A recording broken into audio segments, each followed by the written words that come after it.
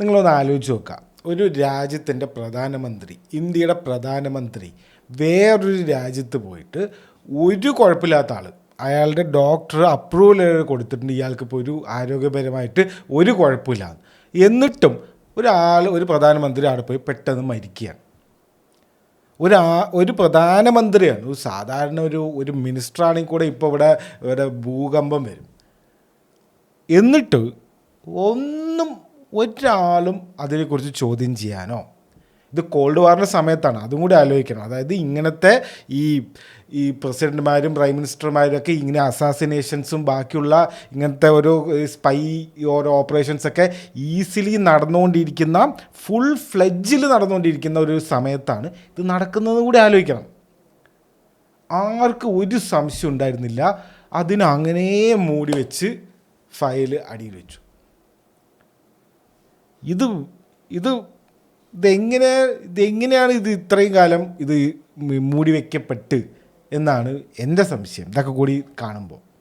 അതും വേണ്ട, ഇനിയിപ്പോൾ പ്രധാനമന്ത്രി ഇപ്പോൾ വയസ്സായ ആളാണെന്ന് അങ്ങനെ എന്തെങ്കിലുമൊക്കെ പറഞ്ഞ് വിടാമെന്ന് പറയാം.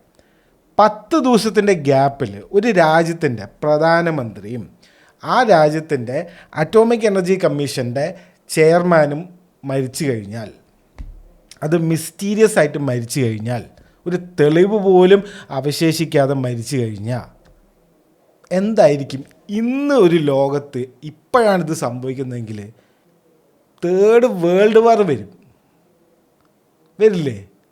ആലോചിച്ച് നോക്ക്. ഇപ്പം ഇന്ത്യ ഒരു അഗ്രസർ അല്ല എന്നൊക്കെ പറയുമെങ്കിലും ഇതിപ്പോൾ വേറെ ഏതെങ്കിലും രാജ്യത്തിൻ്റെ ആണെന്ന് വയ്ക്കുക.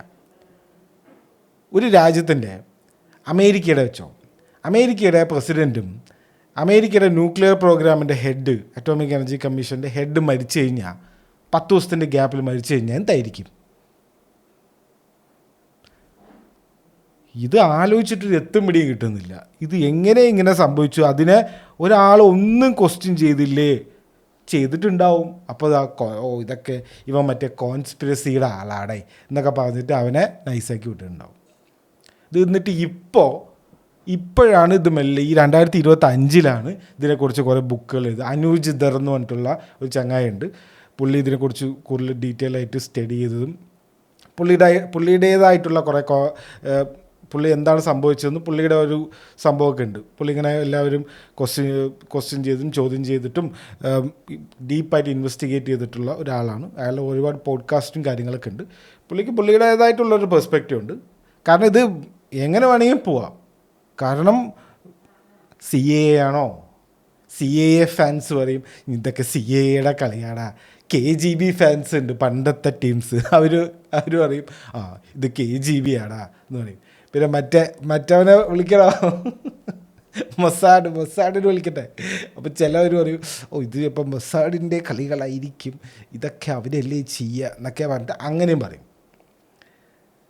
എങ്ങനെ വേണമെങ്കിൽ പറയാം. കാരണം ഇത് ആരും അന്വേഷിച്ചിട്ടുമില്ല, ഒരു അന്വേഷണം പോലും നടത്തിയിട്ടില്ല എന്ന്. ഒരു ഫോർമൽ ഒരു കമ്മിറ്റിനെ വയ്ക്കുക, ഒരു അന്വേഷണം നടത്തുക, അതുപോലും ചെയ്തിട്ടില്ല. ഇതാണ് the mysterious death of Lal Bahadur Shastri and Homi J Bhabha. Homi J ബാബൻ്റെ ബോഡി പോലും കിട്ടിയിട്ടില്ല. എന്താണ് ഇവിടെ നടക്കുന്നത് തോന്നിപ്പോവും. ഞാൻ ഉള്ളത് പറഞ്ഞാൽ ഞാൻ ഈ വീക്ക് വേറൊരു ടോപ്പിക്കാണ് ചെയ്യാൻ വെച്ചത്. അതായത് why you should never trust your government എന്ന് പറഞ്ഞിട്ടുള്ള ഒരു ടോപ്പിക്കാണ് ഞാൻ എടുത്തു വെച്ചത്. കുറച്ച് കാര്യങ്ങളൊക്കെ പറയാനുണ്ട്. കാരണം ഇപ്പോഴും ചില ആൾക്കാർക്ക് ഇത് മറ്റേ ന്യൂസ് ചാനലുകളിൽ ഒന്നും വന്നില്ലല്ലോ, ന്യൂസ് പേപ്പറിൽ ഇങ്ങനെ അല്ലല്ലോ വന്നത് എന്നൊക്കെ പറയുന്ന കുറേ ആൾക്കാരുണ്ട്. അതുപോലെ അതെങ്ങനെ ഗവൺമെൻറ് ഒന്നും പറഞ്ഞില്ലല്ലോ എന്നൊക്കെ പറയുന്ന കുറേ ടീംസ് ഉണ്ട്. അപ്പോൾ അവർക്ക് വേണ്ടിയിട്ടുള്ള ഒരു വീഡിയോ ഞാൻ എടുത്തു വെച്ചതായിരുന്നു. അപ്പോഴാണ് അതിൻ്റെ ഇടയിലാണ് ഞാൻ ഇങ്ങനൊരു സംഭവം കാണുന്നത്. ഈ അനൂജ് സാറിൻ്റെ 2-3 വീഡിയോസൊക്കെ കണ്ടു. അപ്പോൾ ഞാൻ ഇത് നേരത്തെ കേട്ടിട്ടുണ്ട്. അപ്പോൾ നമ്മളിങ്ങനെ നോക്കുമല്ലോ, നമ്മളിങ്ങനെ എന്താ ഉള്ളത്, എന്തെങ്കിലും ഇതുണ്ടോ എന്ന് നമ്മളിങ്ങനെ നോക്കുമ്പോൾ, ഇപ്പോൾ നമ്മൾ കോൺസ്പിരസി ആംഗിൾ ഒന്നും വേണ്ട, ജസ്റ്റ് ഇവൻറ്റ്സ്, ഈ ഒരു മരണത്തിലേക്ക് നയിച്ച ആ ഒരു കോണ്ടെക്സ്റ്റും ഏത് കാലഘട്ടത്തിലാണിത് സംഭവിച്ചതെന്നും അന്ന് എങ്ങനെയായിരുന്നു ഇവിടുത്തെ ഒരു പൊളിറ്റിക്കൽ അറ്റ്മോസ്ഫിയർ എന്നും അതാണല്ലോ മെയിനായിട്ട് നോക്കേണ്ടത്. അതായത് ഒരു പൊളിറ്റിക്കൽ അറ്റ്മോസ്ഫിയറിലാണ് എല്ലാ കാര്യങ്ങളും സംഭവിക്കുന്നത്. കോൾഡ് വാറിൻ്റെ സമയം എന്ന് പറഞ്ഞാൽ ഞാനിത് ലോഡ് തവണ പറഞ്ഞിട്ടുണ്ട്. കോൾഡ് വാറിന് അമേരിക്കയും റഷ്യയും USSRും സോവിയറ്റ് യൂണിയൻ എന്ന് പറയുന്ന, അപ്പോൾ അമേരിക്കയുടെ കൂടെ പോകാൻ ആൾക്കാരിനെ അവരെങ്ങാനും റഷ്യൻ്റെ ഭാഗത്തേക്ക് പോകുന്നു എന്ന് കണ്ട അപ്പം അമേരിക്കക്കാർ ഇളകും. ആഹാ ഇവൻ സോവിയറ്റ് യൂണിയൻ്റെ ആളല്ലേ, കാണിച്ചു കൊടുക്കടാന്ന് പറഞ്ഞിട്ട് അവിടെ പോവുക, ആ രാജ്യത്ത് പോവുക, ഭരണം മാറ്റിമറിക്കുക, അവിടുത്തെ പ്രസിഡൻറ്റ് പ്രൈം മിനിസ്റ്ററിനെയൊക്കെ കൊല്ലുക, അവിടുത്തെ എക്കണോമി തകർക്കുക, അങ്ങനത്തെ സ്ഥിരം പരിപാടികളായിരുന്നു. ഇത് മൊത്തം കുറേ കൊല്ലം 10-30 കൊല്ലം ഉണ്ടായിരുന്നു എന്നാണ് തോന്നുന്നത്. ഇതന്നെയായിരുന്നു ഈ കോൾഡ് വാറിൻ്റെ സമയത്ത്. അതായത് ഫിസിക്കലി യുദ്ധമില്ല, ബോംബിടണ യുദ്ധമില്ല, പക്ഷേ ഓരോ രാജ്യങ്ങളിൽ പോയിട്ട് അവരുടെ ഇതിലേക്ക് കൊണ്ടുവരിക. അവരുടെ ഇപ്പോൾ പാകിസ്ഥാന് ഈ സമയത്ത് ഞാൻ ഇതിൽ പറയുന്നുണ്ട്, അത് പാകിസ്ഥാന് അമേരിക്കക്കാർ ഇഷ്ടം പോലെ സാധനം കൊടുത്തിട്ടുണ്ട്. അത് പാകിസ്ഥാനെ അവരുടെ ആ ഒരു ക്യാമ്പിലേക്ക് കൊണ്ടുവരാൻ വേണ്ടിയിട്ട്. ഒരു എക്സാമ്പിളായിട്ട് പറഞ്ഞാണ്, ഇതുപോലെ ഇഷ്ടംപോലെ കൺട്രീസിന് പൈസയായിട്ട് പൈസ കൊടുക്കലും വെപ്പൺസ് കൊടുക്കലും അങ്ങനെ പല രീതിയിൽ സഹായിച്ചു. Basically capitalism versus communism. Capitalism അമേരിക്കയുടെ, കമ്മ്യൂണിസം സോവിയറ്റ് യൂണിയൻ്റെ. അതാണ് ബേസിക്കലി സംഭവിച്ചത് കോൾഡ് വാറിന്. അപ്പം അതൊക്കെ നോക്കണം, കോണ്ടെക്സ്റ്റ് മനസ്സിലാക്കണം. അപ്പോൾ ഈ കോണ്ടെക്സ്റ്റിൽ നമ്മൾ ഈ ഇവൻറ്റ്സ്, ഈ മരണത്തിൻ്റെ തലേദിവസം വരെയുള്ള ഇവൻറ്റ്സ് എടുത്ത് നോക്കുമ്പോൾ അത് കഴിഞ്ഞിട്ടുള്ള റിയാക്ഷനും ആൾക്കാരുടെ റിയാക്ഷൻ, പൊളിറ്റിക്കൽ റിയാക്ഷനൊക്കെ നോക്കുമ്പോൾ doesn't make any fucking sense. ഒരു കവറപ്പിൻ്റെ എല്ലാ സാധനങ്ങളും ഉണ്ട്. ഞാനും ആദ്യം വിചാരിച്ചു ഇപ്പോൾ നമ്മുടെ അമേരിക്കത്തെ പോലെ ഇങ്ങനെ കുറേ ആൾക്കാർ ഇങ്ങനെ കോൺസ്പിറസി അത് ഇതെന്നൊന്നും പറയില്ലല്ലോ. ഇവിടെ കുറേ പേര് ഞാൻ അപ്പോഴേ പറഞ്ഞ പോലെ ഗവൺമെൻറ് ഒന്നും ഇത് മരിച്ചത് ഹാർട്ട് അറ്റാക്ക് വഴിയായിരിക്കും എന്നൊക്കെ പറയണ അങ്ങനത്തെ കുറേ ആൾക്കാരുണ്ടാവുമല്ലോ. ആ പണ്ടും ഉണ്ടാവും, ഇപ്പോഴും ഉണ്ട്. അപ്പോൾ ഈ ബൂമേഴ്സ് ഉണ്ടല്ലോ, അപ്പോൾ ഇവരിനൊന്നും പറഞ്ഞ് നേരാക്കാനൊന്നും നമുക്ക് പറ്റില്ല. പക്ഷേ അങ്ങനെയായിരുന്നു എന്നാണ് ഞാൻ വിചാരിച്ചത്. ഒരു നെറേറ്റീവ് മാത്രമേ ഉണ്ടാവുള്ളൂ എന്നാണ് ഞാൻ വിചാരിച്ചത്. പിന്നെ ഇതിൻ്റെ ഉള്ളിലേക്ക് പോയപ്പോഴാണ് ഒരു ലോഡ് നെറേറ്റീവ് ഉണ്ട്. ഇതിൽ പല ഡൗട്ട്ഫുള്ളായിട്ടുള്ള പല കാര്യങ്ങളുമുണ്ട്. ഇന്ത്യയിൽ കോൺസ്പിറസി ഇല്ല എന്ന് ആരടാ പറഞ്ഞത്? ആ സീനായിരുന്നു എനിക്ക് ഇത് ഫുള്ള് വായിച്ചപ്പോൾ. Okay, so let's get in to it. നമുക്ക് ഫസ്റ്റ് ലാൽ ബഹദൂർ ശാസ്ത്രി ആരായിരുന്നു എന്നും പുള്ളി എന്താണ് പുള്ളിയുടെ വാട്ട് ഹീ സ്റ്റാൻഡ് ഫോർ, എന്താണ് പുള്ളിയുടെ ഒരു നയം, എന്താണ് പുള്ളി ചെയ്ത കാര്യം. എന്തെങ്കിലും ചെയ്തിട്ടായിരിക്കുമല്ലോ ഇപ്പോൾ ഒരാളെ കൊല്ലണമെങ്കിൽ, അല്ലെങ്കിൽ എന്തെങ്കിലും കൊന്നു എന്നെല്ലാവരും പറയണമെങ്കിൽ പുള്ളി എന്തൊക്കെയോ ചെയ്തിട്ടായിരിക്കുമല്ലോ ചെയ്തിട്ടുണ്ടാവുക. അപ്പോൾ അതൊക്കെ നമുക്ക് കോണ്ടെക്സ്റ്റിൽ തന്നെ നോക്കാം. എന്തായിരുന്നു ഇന്ത്യ ആ ഒരു സമയത്ത് എന്നൊക്കെ നമുക്ക് ഡീറ്റെയിൽ ആയിട്ട് നോക്കാം. അപ്പോൾ ഒരു മിനിറ്റ് ഒരു കാര്യം കൂടെ പറയാനുണ്ട്. അതായത് യൂട്യൂബ് നിർബന്ധിച്ചിട്ട് എന്നെക്കൊണ്ട് മെമ്പർഷിപ്പ് എല്ലാം ഓണാക്കി വെച്ചിട്ടുണ്ടായിരുന്നു. അവരൊരു ബോണസ് തരാമെന്നൊക്കെ പറഞ്ഞിട്ട്. അപ്പോൾ ചുമ്മാ ഓണാക്കിയതാണ്. അപ്പോഴേക്കും തന്നെ കുറച്ച് പേര് വന്നിട്ട് മെമ്പർഷിപ്പൊക്കെ എടുത്തിട്ടുണ്ടായിരുന്നു. അപ്പോൾ മെമ്പർഷിപ്പ് എടുത്തവർക്ക് എന്ത് കൊടുക്കാം എന്നുള്ള ഒരു സജഷൻ വരുമല്ലോ. അപ്പോൾ യൂട്യൂബ് പറയുന്നത് ഒരു ദിവസം മുന്നേ വീഡിയോ അതിന് ആക്സസ് കൊടുക്കൂ എന്നാണ് പറയുന്നത്. മര്യാദയ്ക്ക് സൺഡേ ഉള്ള വീഡിയോ മര്യാദയ്ക്ക് ഇറക്കാൻ പറ്റുന്നില്ല. പിന്നെ ഞാൻ എങ്ങനെയാണ് ഈ ഒരു ദിവസം മുന്നേയൊക്കെ ആക്സസ് കൊടുക്കുക? ഒരു ഐഡിയ ഇല്ല. അപ്പോൾ എനിക്ക് ചെയ്യാൻ പറ്റുന്നത് ഷൗട്ട് ഔട്ടാണ്. ഇപ്പോൾ ഒരു 3 പേരെ ഇപ്പോൾ മെമ്പേഴ്സ് ആയിട്ടുള്ളൂ. 3 പേരുടെ പേര് ഞാൻ വന്ന് ഷൗട്ട് ഔട്ട് അവർക്ക് കൊടുക്കാനാണ്. Thank you for joining the membership. Shahinsha, the other world creator, Roland Joseph. ഈ 3 പേരാണ് ഇതുവരെ മെമ്പർഷിപ്പ് എടുത്തിരിക്കുന്നത്. ഇതും പറഞ്ഞിട്ട് ആരും ഒരുപാട് മെമ്പർഷിപ്പ് ഒന്നും എടുക്കില്ല. Don't give your money to any one. Okay, അത് ഓൺലി ഫാൻസിന് വല്ലതൊക്കെ ആണെങ്കിൽ കാര്യമുണ്ട് എന്നൊക്കെ പറയാം. ഇത് മെമ്പർഷിപ്പ് എടുക്കുന്നതുകൊണ്ട് വലിയ കാര്യമൊന്നുമില്ല. ഈ യൂട്യൂബ് പറഞ്ഞുകൊണ്ട് മാത്രം എനിക്കൊരു ബോണസ് തരാമെന്ന് പറഞ്ഞിട്ടുണ്ടായിരുന്നു. അതുകൊണ്ട് മാത്രമാണ് ഞാൻ അത് ഓണാക്കിയിട്ടത്. Don't take membership. Okay, just ഇപ്പോൾ എടുത്തു പോയി, അവർക്ക് എടുത്തു, അപ്പോൾ അവർ എന്തെങ്കിലും ഒന്ന് കൊടുക്കണ്ടേ, അതിനു വേണ്ടി പറഞ്ഞാണ്. Okay, that's it. അപ്പം നമ്മളിപ്പോൾ പോകുന്നത് നമുക്ക് സ്വാതന്ത്ര്യം കിട്ടിയ ആ ഒരു സമയത്തിലേക്കാണ്. 1947 നമ്മൾ സ്വാതന്ത്ര്യം കിട്ടിക്കഴിഞ്ഞു. നെഹ്റു ആയിരുന്നു ഫസ്റ്റ് പ്രൈം മിനിസ്റ്റർ. അറിയാലോ, നെഹ്റു ആയിരുന്നു പ്രൈം മിനിസ്റ്റർ. കോൺഗ്രസ് പാർട്ടി ആയിരുന്നു അന്ന്, കോൺഗ്രസ് പാർട്ടിയല്ലേ ഉള്ളൂ, കോൺഗ്രസ് പാർട്ടി ആയിരുന്നു. അപ്പോൾ Nehru first prime minister. Second prime minister ഒരു മേജർ പ്രൈം മിനിസ്റ്റർ. നെഹ്റു മരിച്ചതിന് ശേഷം മെയ് 27 1964 നെഹ്റു മരിച്ചു. അത് മരിച്ച് കുറച്ച് ദിവസം വേറൊരാളായിരുന്നു. എന്നിട്ട് second prime minister, actual second prime minister എന്ന് വിളിക്കുന്നത് ആളാണ് നമ്മുടെ ലാൽ ബഹദൂർ ശാസ്ത്രി എന്ന് പറഞ്ഞ ആൾ. പുള്ളിയുടെ ഒരു ഫിസിക്കൽ രൂപം എന്ന് പറഞ്ഞു കഴിഞ്ഞാൽ പുള്ളിനെ എല്ലാവരും ഇങ്ങനെ ഈ ബ്രിട്ടീഷ് ന്യൂസ് പേപ്പറിലൊക്കെ ഉണ്ടല്ലോ, അപ്പോൾ സ്മോൾ മാൻ എന്നൊക്കെ പറഞ്ഞിട്ടാണ് പുള്ളിനെ എല്ലാവരും പറയുന്നത്. 5.2 അങ്ങനെ എന്തോ ഉള്ളൂ ഹൈറ്റ്. അപ്പോൾ ഒരു ലീഡർ എന്നൊക്കെ പറയുമ്പോൾ വലിയൊരു സംഭവം ആയിരിക്കണ്ട. അപ്പോൾ പുള്ളിനെ അങ്ങനെ ഒരു പാവ മനുഷ്യൻ, പുള്ളി ഭയങ്കര ഒരു എന്താ പറയുക, ഭയങ്കര ഒരു സംഭവം കാണാനും അങ്ങനെയൊന്നുമില്ല, പക്ഷെ ഒരു പാവ മനുഷ്യനാണ്. അതായത് ജയ് ജവാൻ ജയ് കിസാൻ എന്നൊക്കെ പറഞ്ഞിട്ടുള്ള അതൊക്കെ നമുക്കറിയാം. നമ്മൾ ഈ PSC പഠിക്കുന്ന ഒരു സംഭവമാണ്. PSC ഈ GK എന്നൊക്കെ പറഞ്ഞിട്ട് പണ്ടത്തെ ജനറൽ നോളേജ് സംഭവമൊക്കെ ഇല്ല, അതിൽ ജയ് ജവാൻ ജയ് കിസാൻ ആരാണ്, അങ്ങനെ ഒരു സ്ലോഗൻ ഉണ്ടാക്കിയത് ആരാന്നൊക്കെ പറഞ്ഞിട്ടുള്ള.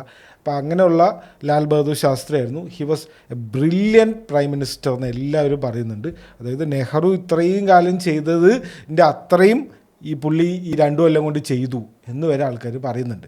കാണാനൊരു ചെറിയ മനുഷ്യരെ പോലെ ഉണ്ടെങ്കിലും പുള്ളി കിടിലനായിരുന്നു. ഓക്കെ, മെയിനായിട്ട് വലിയ യുദ്ധങ്ങൾ വരെ ഇന്ത്യക്ക് വേണ്ടി ജയിപ്പിച്ച ആൾ കൂടിയാണ് ലാൽ ബഹദൂർ ശാസ്ത്രി. സോഷ്യലിസ്റ്റ് ലീഡറായിരുന്നു, കുറേ മിനിസ്റ്ററായിട്ടുണ്ട്. ആദ്യം നെഹ്റുവിൻ്റെ കൂടെ റെയിൽവേ മിനിസ്റ്ററായിരുന്നു.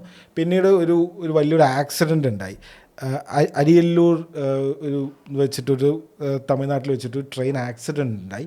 അപ്പോൾ അതിനുശേഷം അതിൻ്റെ ഉത്തരവാദിത്തം ഏറ്റെടുത്തിട്ട്, ഇപ്പം ഒന്നും ആരും അങ്ങനെ ചെയ്യില്ല, ഉത്തരവാദിത്തം ഏറ്റെടുത്തിട്ട് പണ്ടത്തെ ആൾക്കാർ ആ ഒരു ഇത് റിസൈൻ ചെയ്തു റെയിൽവേ മിനിസ്റ്ററിന്. ഒരു ആക്സിഡൻറ്റ് ഉണ്ടാകുമ്പോഴേക്കും 150 പേര് മരിച്ചു എന്നൊക്കെയാണ് പറയുന്നത്. അപ്പോൾ അങ്ങനെ ചെയ്തപ്പോഴേക്കും റിസൈൻ ചെയ്തു. ഓക്കെ, പിന്നെ വീണ്ടും മന്ത്രിസഭ വന്നു. 1957-58 കോമേഴ്സ് ആൻഡ് ഇൻഡസ്ട്രി മിനിസ്റ്ററായിരുന്നു, ഹോം മിനിസ്റ്ററായിരുന്നു. ഓക്കെ, 1961-64, അതായത് നെഹ്റു മരിക്കണ വരെ പുള്ളി ഹോം മിനിസ്റ്ററായിരുന്നു. ആൻറ്റി കറപ്ഷന് വേണ്ടി ഒരുപാട് കാര്യങ്ങൾ ചെയ്തിട്ടുണ്ട് ആ ഒരു സമയത്തൊന്നും പറയുന്നുണ്ട്. നമ്പർ 2 ആയിരുന്നു, അതായത് മന്ത്രിസഭയിലും ക്യാബിനറ്റിലൊക്കെ നെഹ്റു കഴിഞ്ഞാൽ പിന്നെ അടുത്തത് ആരായിരുന്നു എന്ന് ചോദിച്ചു കഴിഞ്ഞാൽ ലാൽ ബഹദൂർ ശാസ്ത്രിയായിരുന്നു. അതുപോലെ ഈ പുള്ളിയെ പറഞ്ഞില്ലേ, പുള്ളി അതായത് ഈ ഒരു സമയം എന്ന് പറയുന്നത് ഭയങ്കര ഇമ്പോർട്ടൻറ്റ് സമയമാണ്. അത് ഒരുപാട് ഭയങ്കര യുദ്ധങ്ങളാണ് ഈ ഒരു സമയത്ത് നടക്കുന്നത്. പുള്ളി 1965 സെക്കൻഡ് ഇൻഡോ പാകിസ്ഥാൻ യുദ്ധമുണ്ട്. ആ യുദ്ധത്തിൽ നമ്മൾ ഒരു ആസ് എ കൺട്രി നമ്മൾ യുദ്ധത്തിൽ ഭയങ്കരമായിട്ട് ഈ ഡിഫൻസ് കളിക്കാണ്ട് ഓഫൻസ് കയറി അടിച്ചത് ഈ ഒരു യുദ്ധത്തിലാണ്. അത് കാരണം ഇന്ത്യക്ക് വലിയൊരു മൊറാൽ ബൂസ്റ്റ് ഇന്ത്യക്ക് കിട്ടിയത് തന്നെ ഈ ഒരു ലാൽ ബഹദൂർ ശാസ്ത്രി പ്രൈം മിനിസ്റ്റർ ആയിരുന്ന ആ ഒരു സമയത്ത് നടന്ന ഇൻഡോ പാക് യുദ്ധത്തിലാണ്. അതിനെക്കുറിച്ചൊക്കെ ഞാൻ ഡീറ്റെയിൽ ആയിട്ട് പറയാം. അപ്പോൾ എന്താണ് അവിടുത്തെ ഈ ഒരു സമയത്ത് എന്താണ് സംഭവിച്ചത്, അതായത് എന്താണ് നമ്മുടെ ഒരു അവസ്ഥ, ഇന്ത്യക്കാരുടെ അവസ്ഥ എന്ന് പറഞ്ഞാൽ കുറച്ച് ശോകാവസ്ഥയായിരുന്നു. അത് പറയാതിരിക്കാൻ വയ്യ. ഇയാൾ പ്രൈം മിനിസ്റ്റർ, നെഹ്റു മരിക്കുന്നത് 64 തൊട്ട് 66 വരെയാണ് ലാൽ ബഹദൂർ ശാസ്ത്രി പ്രൈം മിനിസ്റ്റർ ആയിട്ടുള്ളത്. ഓക്കെ, അപ്പോൾ അതിന് തൊട്ട് മുന്നേ ആ ഒരു 60s ഇന്ത്യയുടെ അവസ്ഥ എന്താണെന്ന് വെച്ച് കഴിഞ്ഞാൽ, ആദ്യം ഇൻഡോ ചൈന വാർ, ഈ സിനോ ഇന്ത്യൻ വാർ എന്നാണ് ഇവർ വിളിക്കുന്നതിനെ. 1962 അതിൽ ഇന്ത്യ തോറ്റു. അതായത് അക്സൈ സെൻ എന്ന് പറഞ്ഞിട്ടുള്ള ഒരു റീജിയനില്ലേ, ഞാൻ നമ്മുടെ അക്സൈ ചിൻ എന്ന് പറഞ്ഞിട്ടുള്ള ഒരു സംഭവമുണ്ട്. അതായത് നമ്മൾ ഇന്ത്യ മാപ്പിൽ ഈ കശ്മീരിൻ്റെ ഈ ഒരു സൈഡില്ലേ, ഈ ഒരു സൈഡ് അവിടെ ഇങ്ങനെ ഈ പാകിസ്ഥാൻ്റെ ഈ സൈഡല്ല, ഈ സൈഡ് ചൈനൻ്റെ ഭാഗത്തേക്ക് നിൽക്കുന്ന ഒരു ഇങ്ങനത്തെ ഒരു ഭാഗമില്ലേ, ഈ ഭാഗം ആക്ച്വലി നമ്മൾ മാപ്പ് വരയ്ക്കുമ്പോൾ ഇങ്ങനെ വരയ്ക്കുമെങ്കിലും ഇവിടെ ഒരു ആക്ച്വൽ ലൈൻ ഓഫ് കൺട്രോൾ എന്ന് പറഞ്ഞിട്ടൊരു ലൈനുണ്ട്. ആ ലൈൻ ഓഫ് കൺട്രോളിൻ്റെ ഇപ്പുറത്ത് ഡിസ്പ്യൂട്ടഡ് ലാൻഡാണ്. അത് ചൈനൻ്റെ കൺട്രോളാണെന്നാണ് ചൈനക്കാർ പറയുന്നത്. അതിങ്ങനെ ഹാബിറ്റബിൾ ലാൻഡ് അല്ല, അത് ഈ മലയും കുന്നൊക്കെയാണ്, അറിയാലോ, ആ ഭാഗത്ത് ഹിമാലയൻ്റെ ആ ഭാഗത്തൊക്കെ മലയും കുന്നൊക്കെയാണ്. അപ്പോൾ അതിൽ ഇപ്പോഴും ഒരു ഡിസ്പ്യൂട്ട് നടക്കുന്നത് ഈ എക്സൈച്ചിൻ എന്ന് പറഞ്ഞിട്ടുള്ള ആ ഒരു റീജിയൻ ചൈനയുടെ ആണെന്ന് ചൈന പറയും, ഇന്ത്യക്കാരുടെ ആണെന്ന് ഇന്ത്യക്കാരന് പറയും. ഓക്കെ, അതാണ് ഈ ചില മാപ്പുകൾ, ഈ ചില ഫോറിൻ മാപ്പുകളിലൊക്കെ ഈ ഈ അറിയാലോ, ഈ പാകിസ്ഥാൻ ഒക്യുപ്പൈഡ് കാശ്മീർ ഉണ്ടാവില്ല, ഈ അക്സൈ ചിൻ റീജിയൻ ഉണ്ടാവില്ല. കാരണം അവർ പറയുന്നത് അത് ചൈനയുടെയാണെന്ന് പറയും, പാകിസ്ഥാൻകാർ പറയും POK ഒക്കെ ഞങ്ങളുടെ കയ്യിലാണെന്ന് പറയും. അപ്പം അങ്ങനത്തെ രണ്ട് സംഭവങ്ങളുണ്ട്. അപ്പം നമ്മൾ മാപ്പ് വരയ്ക്കുമ്പോൾ ഇങ്ങനെ വരയ്ക്കും, ഇപ്പോൾ ചൈന മാപ്പ് വരയ്ക്കുമ്പോൾ അത് അവരുടെ രീതിയിൽ വരയ്ക്കും. അപ്പം അങ്ങനെ ഒരു ഡിസ്പ്യൂട്ടഡ് ലാൻഡ് പോലെയാണ്. അന്ന് കിട്ടിയതാണിത്. ഈ സിനോ ഇന്ത്യൻ വാർ നടന്നില്ലേ 62-ൽ, അന്ന് ചൈനക്കാർ പിടിച്ചെടുത്തതാണ് ആ ഒരു അക്സൈ ചിൻ റീജിയൻ എന്ന് പറഞ്ഞിട്ടുള്ളൂ. അക്സൈ ചിൻ തന്നെയല്ലേ അതിൻ്റെ പേര്? അതെ, അക്സൈ ചിൻ തന്നെ അതിൻ്റെ പേര്.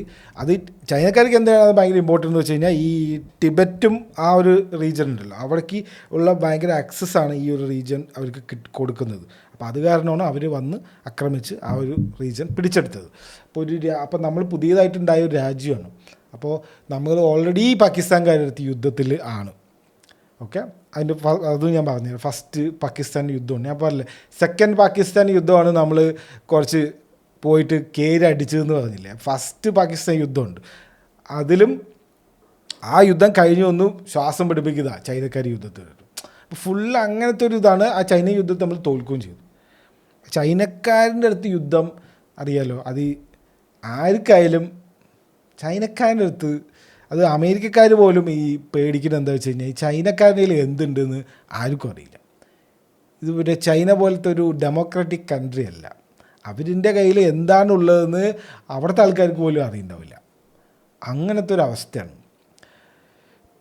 പെർഫെക്റ്റ് ഒരു സർവൈലൻസ് ആൻഡ് പോലീസ് സ്റ്റേറ്റ് ആയിട്ട് ചൈന മുന്നോട്ട് പോകുന്നത് തന്നെ ഈ ഒരു സംഭവം അവരുടെ കാര്യങ്ങൾ അവരുടെ ഉള്ളിൽ തന്നെ വയ്ക്കുക, പുറത്തേക്കൊന്നും പോകരുത്. സോഷ്യൽ മീഡിയ ഒന്നും ഇല്ല. അതായത് ഒരു ഇൻഫർമേഷൻ ചൈനയിൽ നിന്ന് പുറത്ത് പോകണമെങ്കിൽ ഗവൺമെൻറ് അപ്രൂവ് സ്റ്റാമ്പ് വേണം, അതില്ലെങ്കിൽ നിങ്ങളെ പിടിച്ച് ജയിലിടും. അതാണ് അവിടെ. ബില്യണർ മറ്റേതൊന്നുമില്ല. അതായത് നിങ്ങൾ വലിയ ഞാൻ അലിബാബിൻ്റെ ഓണറാണ്, ജാക്മ ആണെന്നൊക്കെ പറഞ്ഞാൽ പോടേ പറഞ്ഞിട്ട് ജയിലിൽ കൊണ്ടിടും അവന്മാർ. ഇട്ടല്ല പുള്ളീനൊക്കെ ഇപ്പോൾ എവിടെയാണോ പുള്ളി. അപ്പോൾ അതാണ്. അപ്പോൾ അങ്ങനത്തെ ഒരു രാജ്യമാണ് ചൈന. അതാണ് ഈ ഇസ്രയേൽ ചൈനയുടെ എന്തൊക്കെയോ പറയാൻ പോയപ്പോൾ ആൾക്കാർ പറഞ്ഞു, അതായത് നിങ്ങൾ വെറുതെ വേറെയുള്ള ആൾക്കാരുടെ ഈ മിഡിൽ ഈസ്റ്റിൽ ഓരോരുത്തരും മുട്ടാൻ പോകണം, അല്ലെങ്കിൽ ചൈനയുടെ അടുത്ത് പോകണ്ട, പണി കിട്ടും എന്ന് പറയുന്നത് അതുകൊണ്ടാണ്. അപ്പോൾ ഈ ഫസ്റ്റ് ഒരു ഇൻഡോ പാക് യുദ്ധമുണ്ട്, അതുകൊണ്ട് ഞാൻ പറഞ്ഞുതരാം. സ്വാതന്ത്ര്യം കിട്ടിയപ്പോൾ തന്നെ 1947-48 ഫസ്റ്റ് ഇൻഡോ പാക് യുദ്ധം നടന്നിട്ടുണ്ട്. അത് ഭയങ്കര ഒരു രസകരമായിട്ടുള്ള സംഭവമാണ്.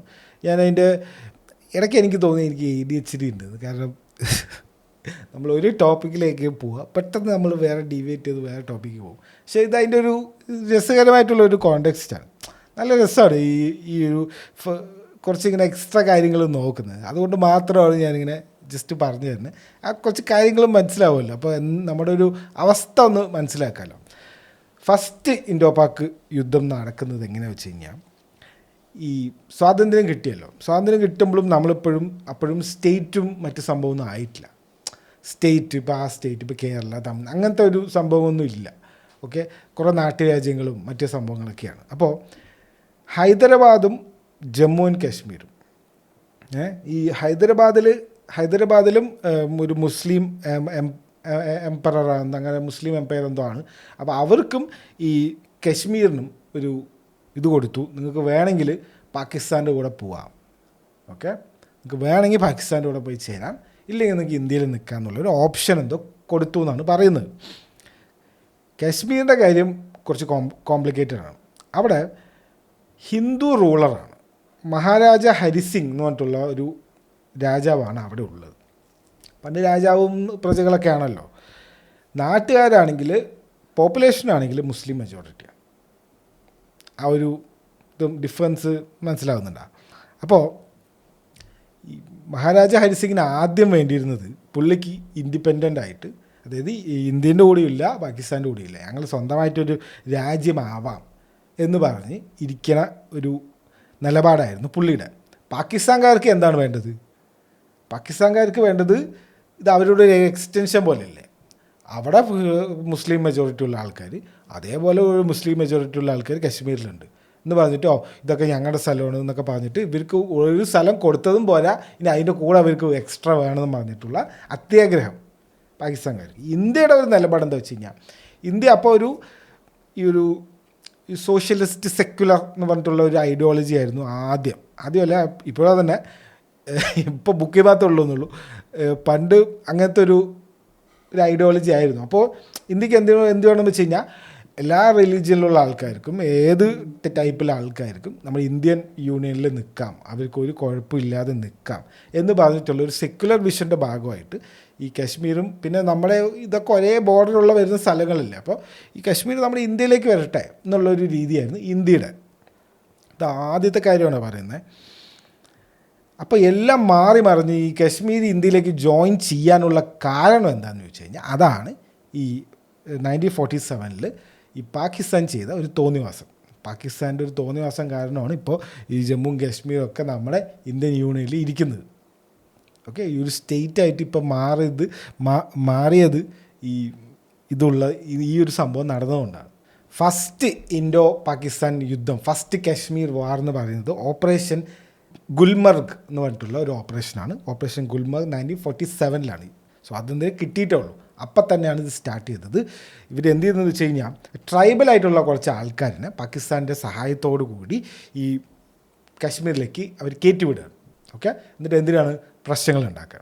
അവർ ബറാമുള്ള എന്ന് പറഞ്ഞിട്ടുള്ള സ്ഥലത്ത് ലൂട്ട് ചെയ്തു, റെയ്ഡ് ചെയ്തു, സിവിലിയൻസിനെ കൊന്നു, അങ്ങനെ പല ഈ പ്രശ്നങ്ങൾ ഉണ്ടാക്കിയിട്ട് അതുവഴി ഒരു കെയോസ് ഉണ്ടാക്കുമ്പോഴാണല്ലോ കെയോസ് ഇസ് എ ലാഡർ എന്നൊക്കെ പറയില്ലേ, ഒരു പ്രശ്നം ഉണ്ടാക്കിയിട്ട് അതുവഴി പാകിസ്ഥാനിലേക്ക് ഈ സ്റ്റേറ്റിനെ കൊണ്ടുപോകാനാണ് ഇവർ എന്തോ പ്ലാൻ ചെയ്തത്.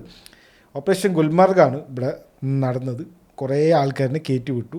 ആ ആൾക്കാർ പോയി പ്രശ്നം ഉണ്ടാക്കി, നിങ്ങളൊക്കെ പോയി പ്രശ്നം ഉണ്ടാക്കിയിട്ട് വാടേ എന്ന് പറഞ്ഞിട്ട് പാകിസ്ഥാൻകാരനെ വിട്ട ആൾക്കാരാണ്. ശ്രീനഗറായിരുന്നു അവരുടെ ലക്ഷ്യം. അതായത് ശ്രീനഗറിലേക്ക് മാർച്ച് ചെയ്യണം എന്നാണ് അവരുടെ ലക്ഷ്യം. ബാരാമുള്ള എന്ന് പറഞ്ഞൊരു സ്ഥലത്ത് ഈ ഒരു ലൂട്ടിങ്ങും കാര്യങ്ങളായിട്ട് കുറച്ച് സ്റ്റക്കായി അവർ കേട്ടോ. അപ്പോൾ എന്ത് ചെയ്തെന്ന് വെച്ച് കഴിഞ്ഞാൽ, മഹാരാജ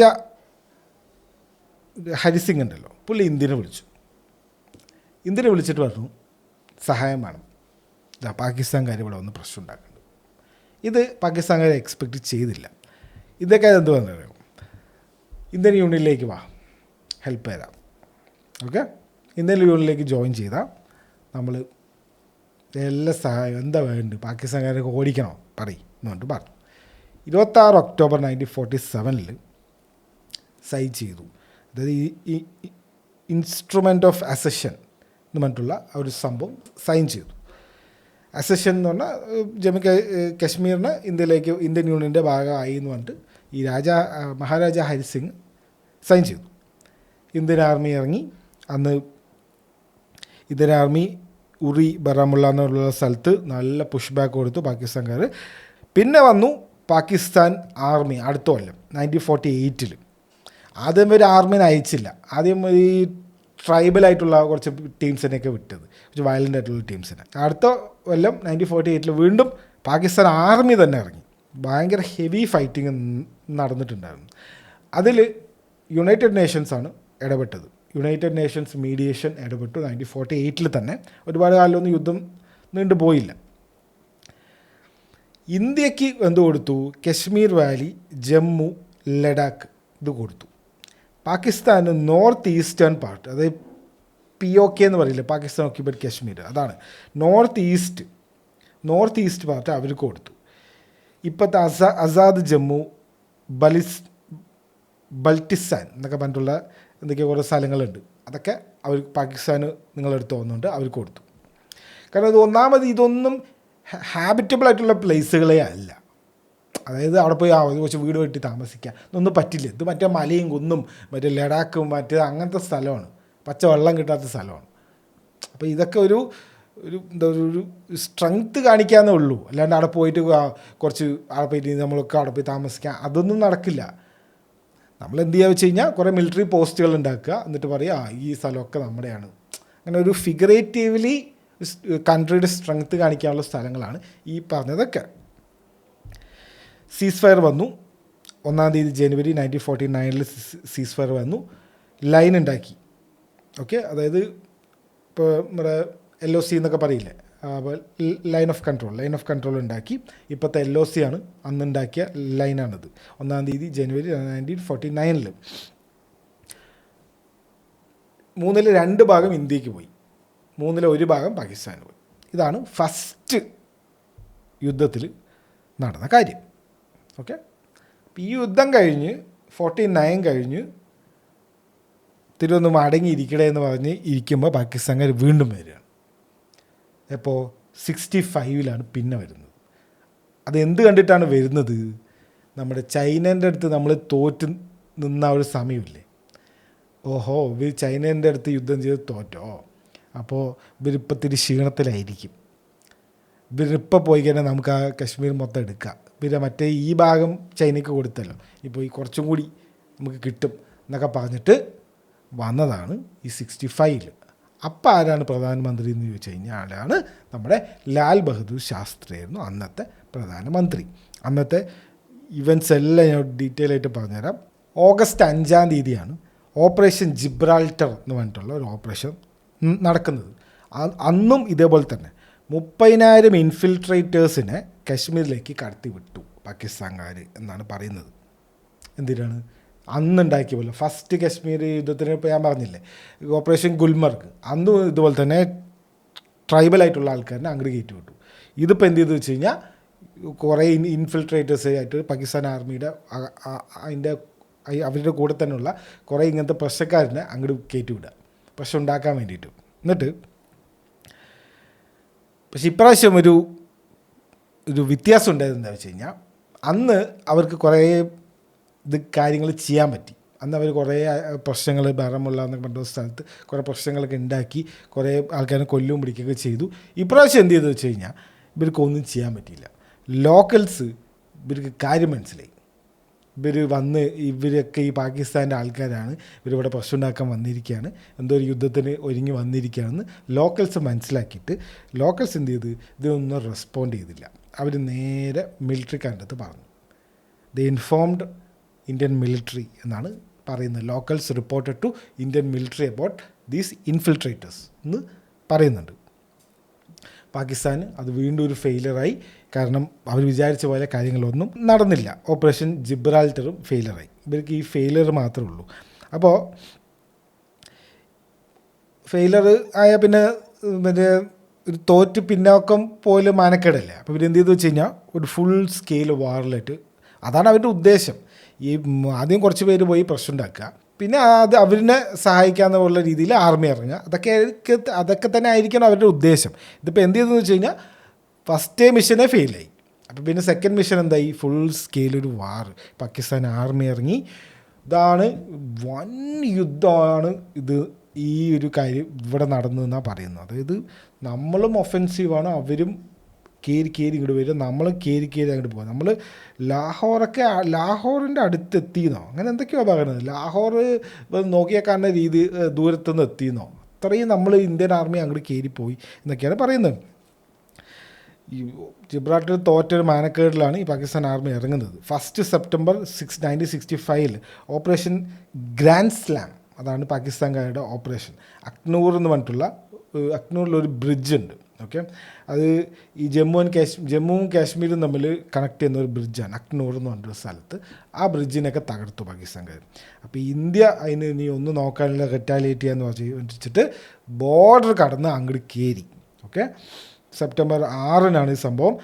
ലഹോറിലും സിയാൽകോട്ട് എന്ന് പറഞ്ഞിട്ടുള്ള 2 സ്ഥലത്തേക്കാണ് നമ്മൾ കയറി അങ്ങോട്ട് പോയത്.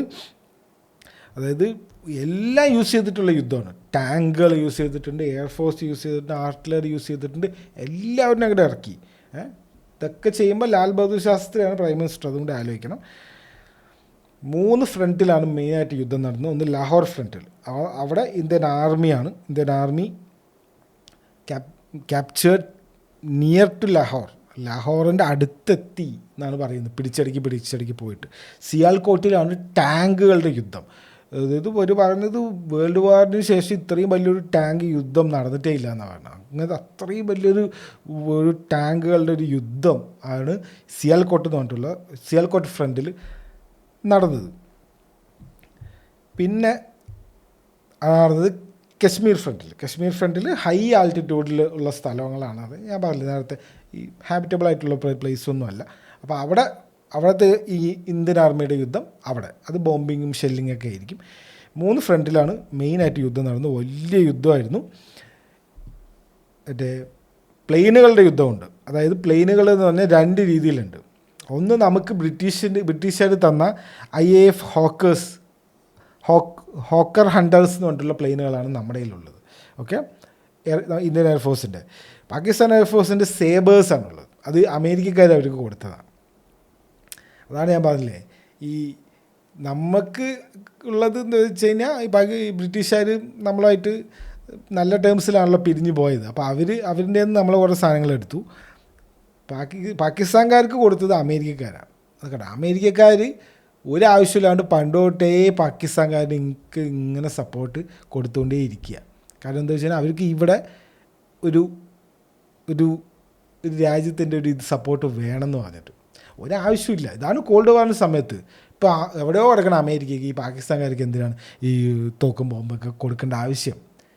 പക്ഷെ അങ്ങനെയല്ല, ഒരു ചെറിയ രാജ്യമാണെങ്കിൽ പോലും അവരിന് എന്തെങ്കിലും കൊടുത്ത് നമ്മുടെ ക്യാമ്പിലേക്ക് എത്തിക്കാൻ പറ്റുമെങ്കിൽ അതാണ് അന്ന് കോൾഡ് വാറിൻ്റെ സമയത്ത് ചെയ്തുകൊണ്ടേ ഇരുന്നത്. ഈ 86 സേബർ എന്ന് പറഞ്ഞിട്ടുള്ള പ്ലെയിനുകളാണിത്. 17 ദിവസം നീണ്ടു നിന്നു. ഒരു ലോഡ് കാഷ്വാലിറ്റീസ് ഉണ്ട്, ഒരുപാട് പേര് മരിച്ചിട്ടുണ്ട്. 22 സെപ്റ്റംബർ 1965 വീണ്ടും UN സെക്യൂരിറ്റി കൗൺസിൽ വന്നിട്ട് സീസ് ഫയർ ഡീലുണ്ടാക്കി. 2 പേരും അക്സെപ്റ്റ് ചെയ്തു. ഒരു സ്റ്റെയിൽമേറ്റിലാണ് യുദ്ധം നിന്നതെങ്കിലും ഇത് ഭയങ്കര ഒരു മൊറാൽ ബൂസ്റ്റ് എങ്ങനെയാണെന്ന് വെച്ച് കഴിഞ്ഞാൽ, നമ്മൾ പാകിസ്ഥാൻകാർ ഇങ്ങോട്ട് വന്ന് അവരിനെ തോൽപ്പിക്കുകയും ചെയ്തു, നമ്മൾ പാകിസ്ഥാനിലേക്ക് കയറി അവരുടെ സ്ഥലം പിടിച്ചെടുക്കുകയും ചെയ്തു. അതാണ് ഈ ഒരു യുദ്ധത്തിൻ്റെ ഒരു പ്രത്യേകത. ഓക്കെ, വേറെ ഏത് യുദ്ധത്തിലും ഇത്രയും, ഇപ്പോൾ കാർഗിൽ വാറൊക്കെ ആണെങ്കിലും ഇത്രയും അങ്ങോട്ട് കയറി അറ്റാക്ക് ചെയ്തിട്ടുണ്ടോ എന്ന് സംശയമാണ്, നോക്കേണ്ടി വരും. എന്നിട്ട് കാഷ്വാലിറ്റീസിൻ്റെ എണ്ണം എങ്ങനെ വെച്ച് കഴിഞ്ഞാൽ, ഇന്ത്യൻ കാഷ്വാലിറ്റീസ് 3712 പട്ടാളക്കാർ മരിച്ചിട്ടുണ്ട് എന്നാണ് പറയുന്നത്. പാകിസ്ഥാൻകാരുടെ പേരെ ശരിക്കുള്ള കണക്കറിയില്ലല്ലോ. 4000 to 5800 എന്നാണ് പാകിസ്ഥാൻകാരുടെ കണക്ക് പറയുന്നത്. അങ്ങനെ ഇവർ 4000 പറഞ്ഞാൽ 10,000 ഉണ്ടാവും. അപ്പോൾ സംഭവം സ്റ്റെയിൽമേറ്റ് എന്നൊക്കെ പറയും, അതായത് അങ്ങോട്ടുമില്ല ഇങ്ങോട്ടുമില്ല എന്നൊക്കെ പറയും. പക്ഷേ ആക്ച്വലി ടാക്ടിക്കൽ പരമായിട്ടും സ്ട്രാറ്റജിക്കലിയും ഇന്ത്യക്കാണ് ഒരു വിജയം ഉണ്ടായിരുന്നത്. ഓക്കെ, ഇന്ത്യക്ക് ഹാജിപിർ പാസ് എന്ന് പറഞ്ഞിട്ടുള്ളൊരു പാസ് ഉണ്ട്. അത് ഈ ഉറിയും പൂഞ്ച് എന്ന് പറഞ്ഞിട്ടുള്ള സ്ഥലത്തിൻ്റെ ഒരു ഡയറക്റ്റ് ലിങ്ക് കിട്ടുന്ന ഒരു പാസ്സാണ്. ആ പാസ് നമ്മൾ പിടിച്ചെടുത്തു. പിന്നെ ഞാൻ പറഞ്ഞില്ല, ലാഹോറിൻ്റെ അടുത്തേക്ക് പോയി വരില്ല, ബുർക്കി ടൗൺ 1840 സ്ക്വയർ കിലോമീറ്റേഴ്സ് പാകിസ്ഥാൻ്റെ ബോർഡർ കടന്നിട്ട് നമ്മൾ പിടിച്ചെടുത്തു. ബുർക്കി ടൗൺ എന്തോ ഒരു ടൗൺ ഉണ്ട്, ലാഹോറിൻ്റെ ഇപ്പുറത്തുള്ള ടൗണാണ്. അതുവരെയ്ക്ക് നമ്മൾ എത്തി. ഇനി കുറച്ചും കൂടി അപ്പുറത്ത് പോയാൽ ലാഹോറും കൂടി കിട്ടും. ഇനി എന്ത് ചെയ്തു വെച്ച് കഴിഞ്ഞാൽ, അപ്പോൾ ഈ ഒരു പ്രശ്നം ഉണ്ടായി, UN ഇടപെട്ടു. അപ്പോൾ ഈ ആരാണ് ഇതിൻ്റെ മെയിൻ മീഡിയേഷൻ എന്ന് പറഞ്ഞാൽ റഷ്യ.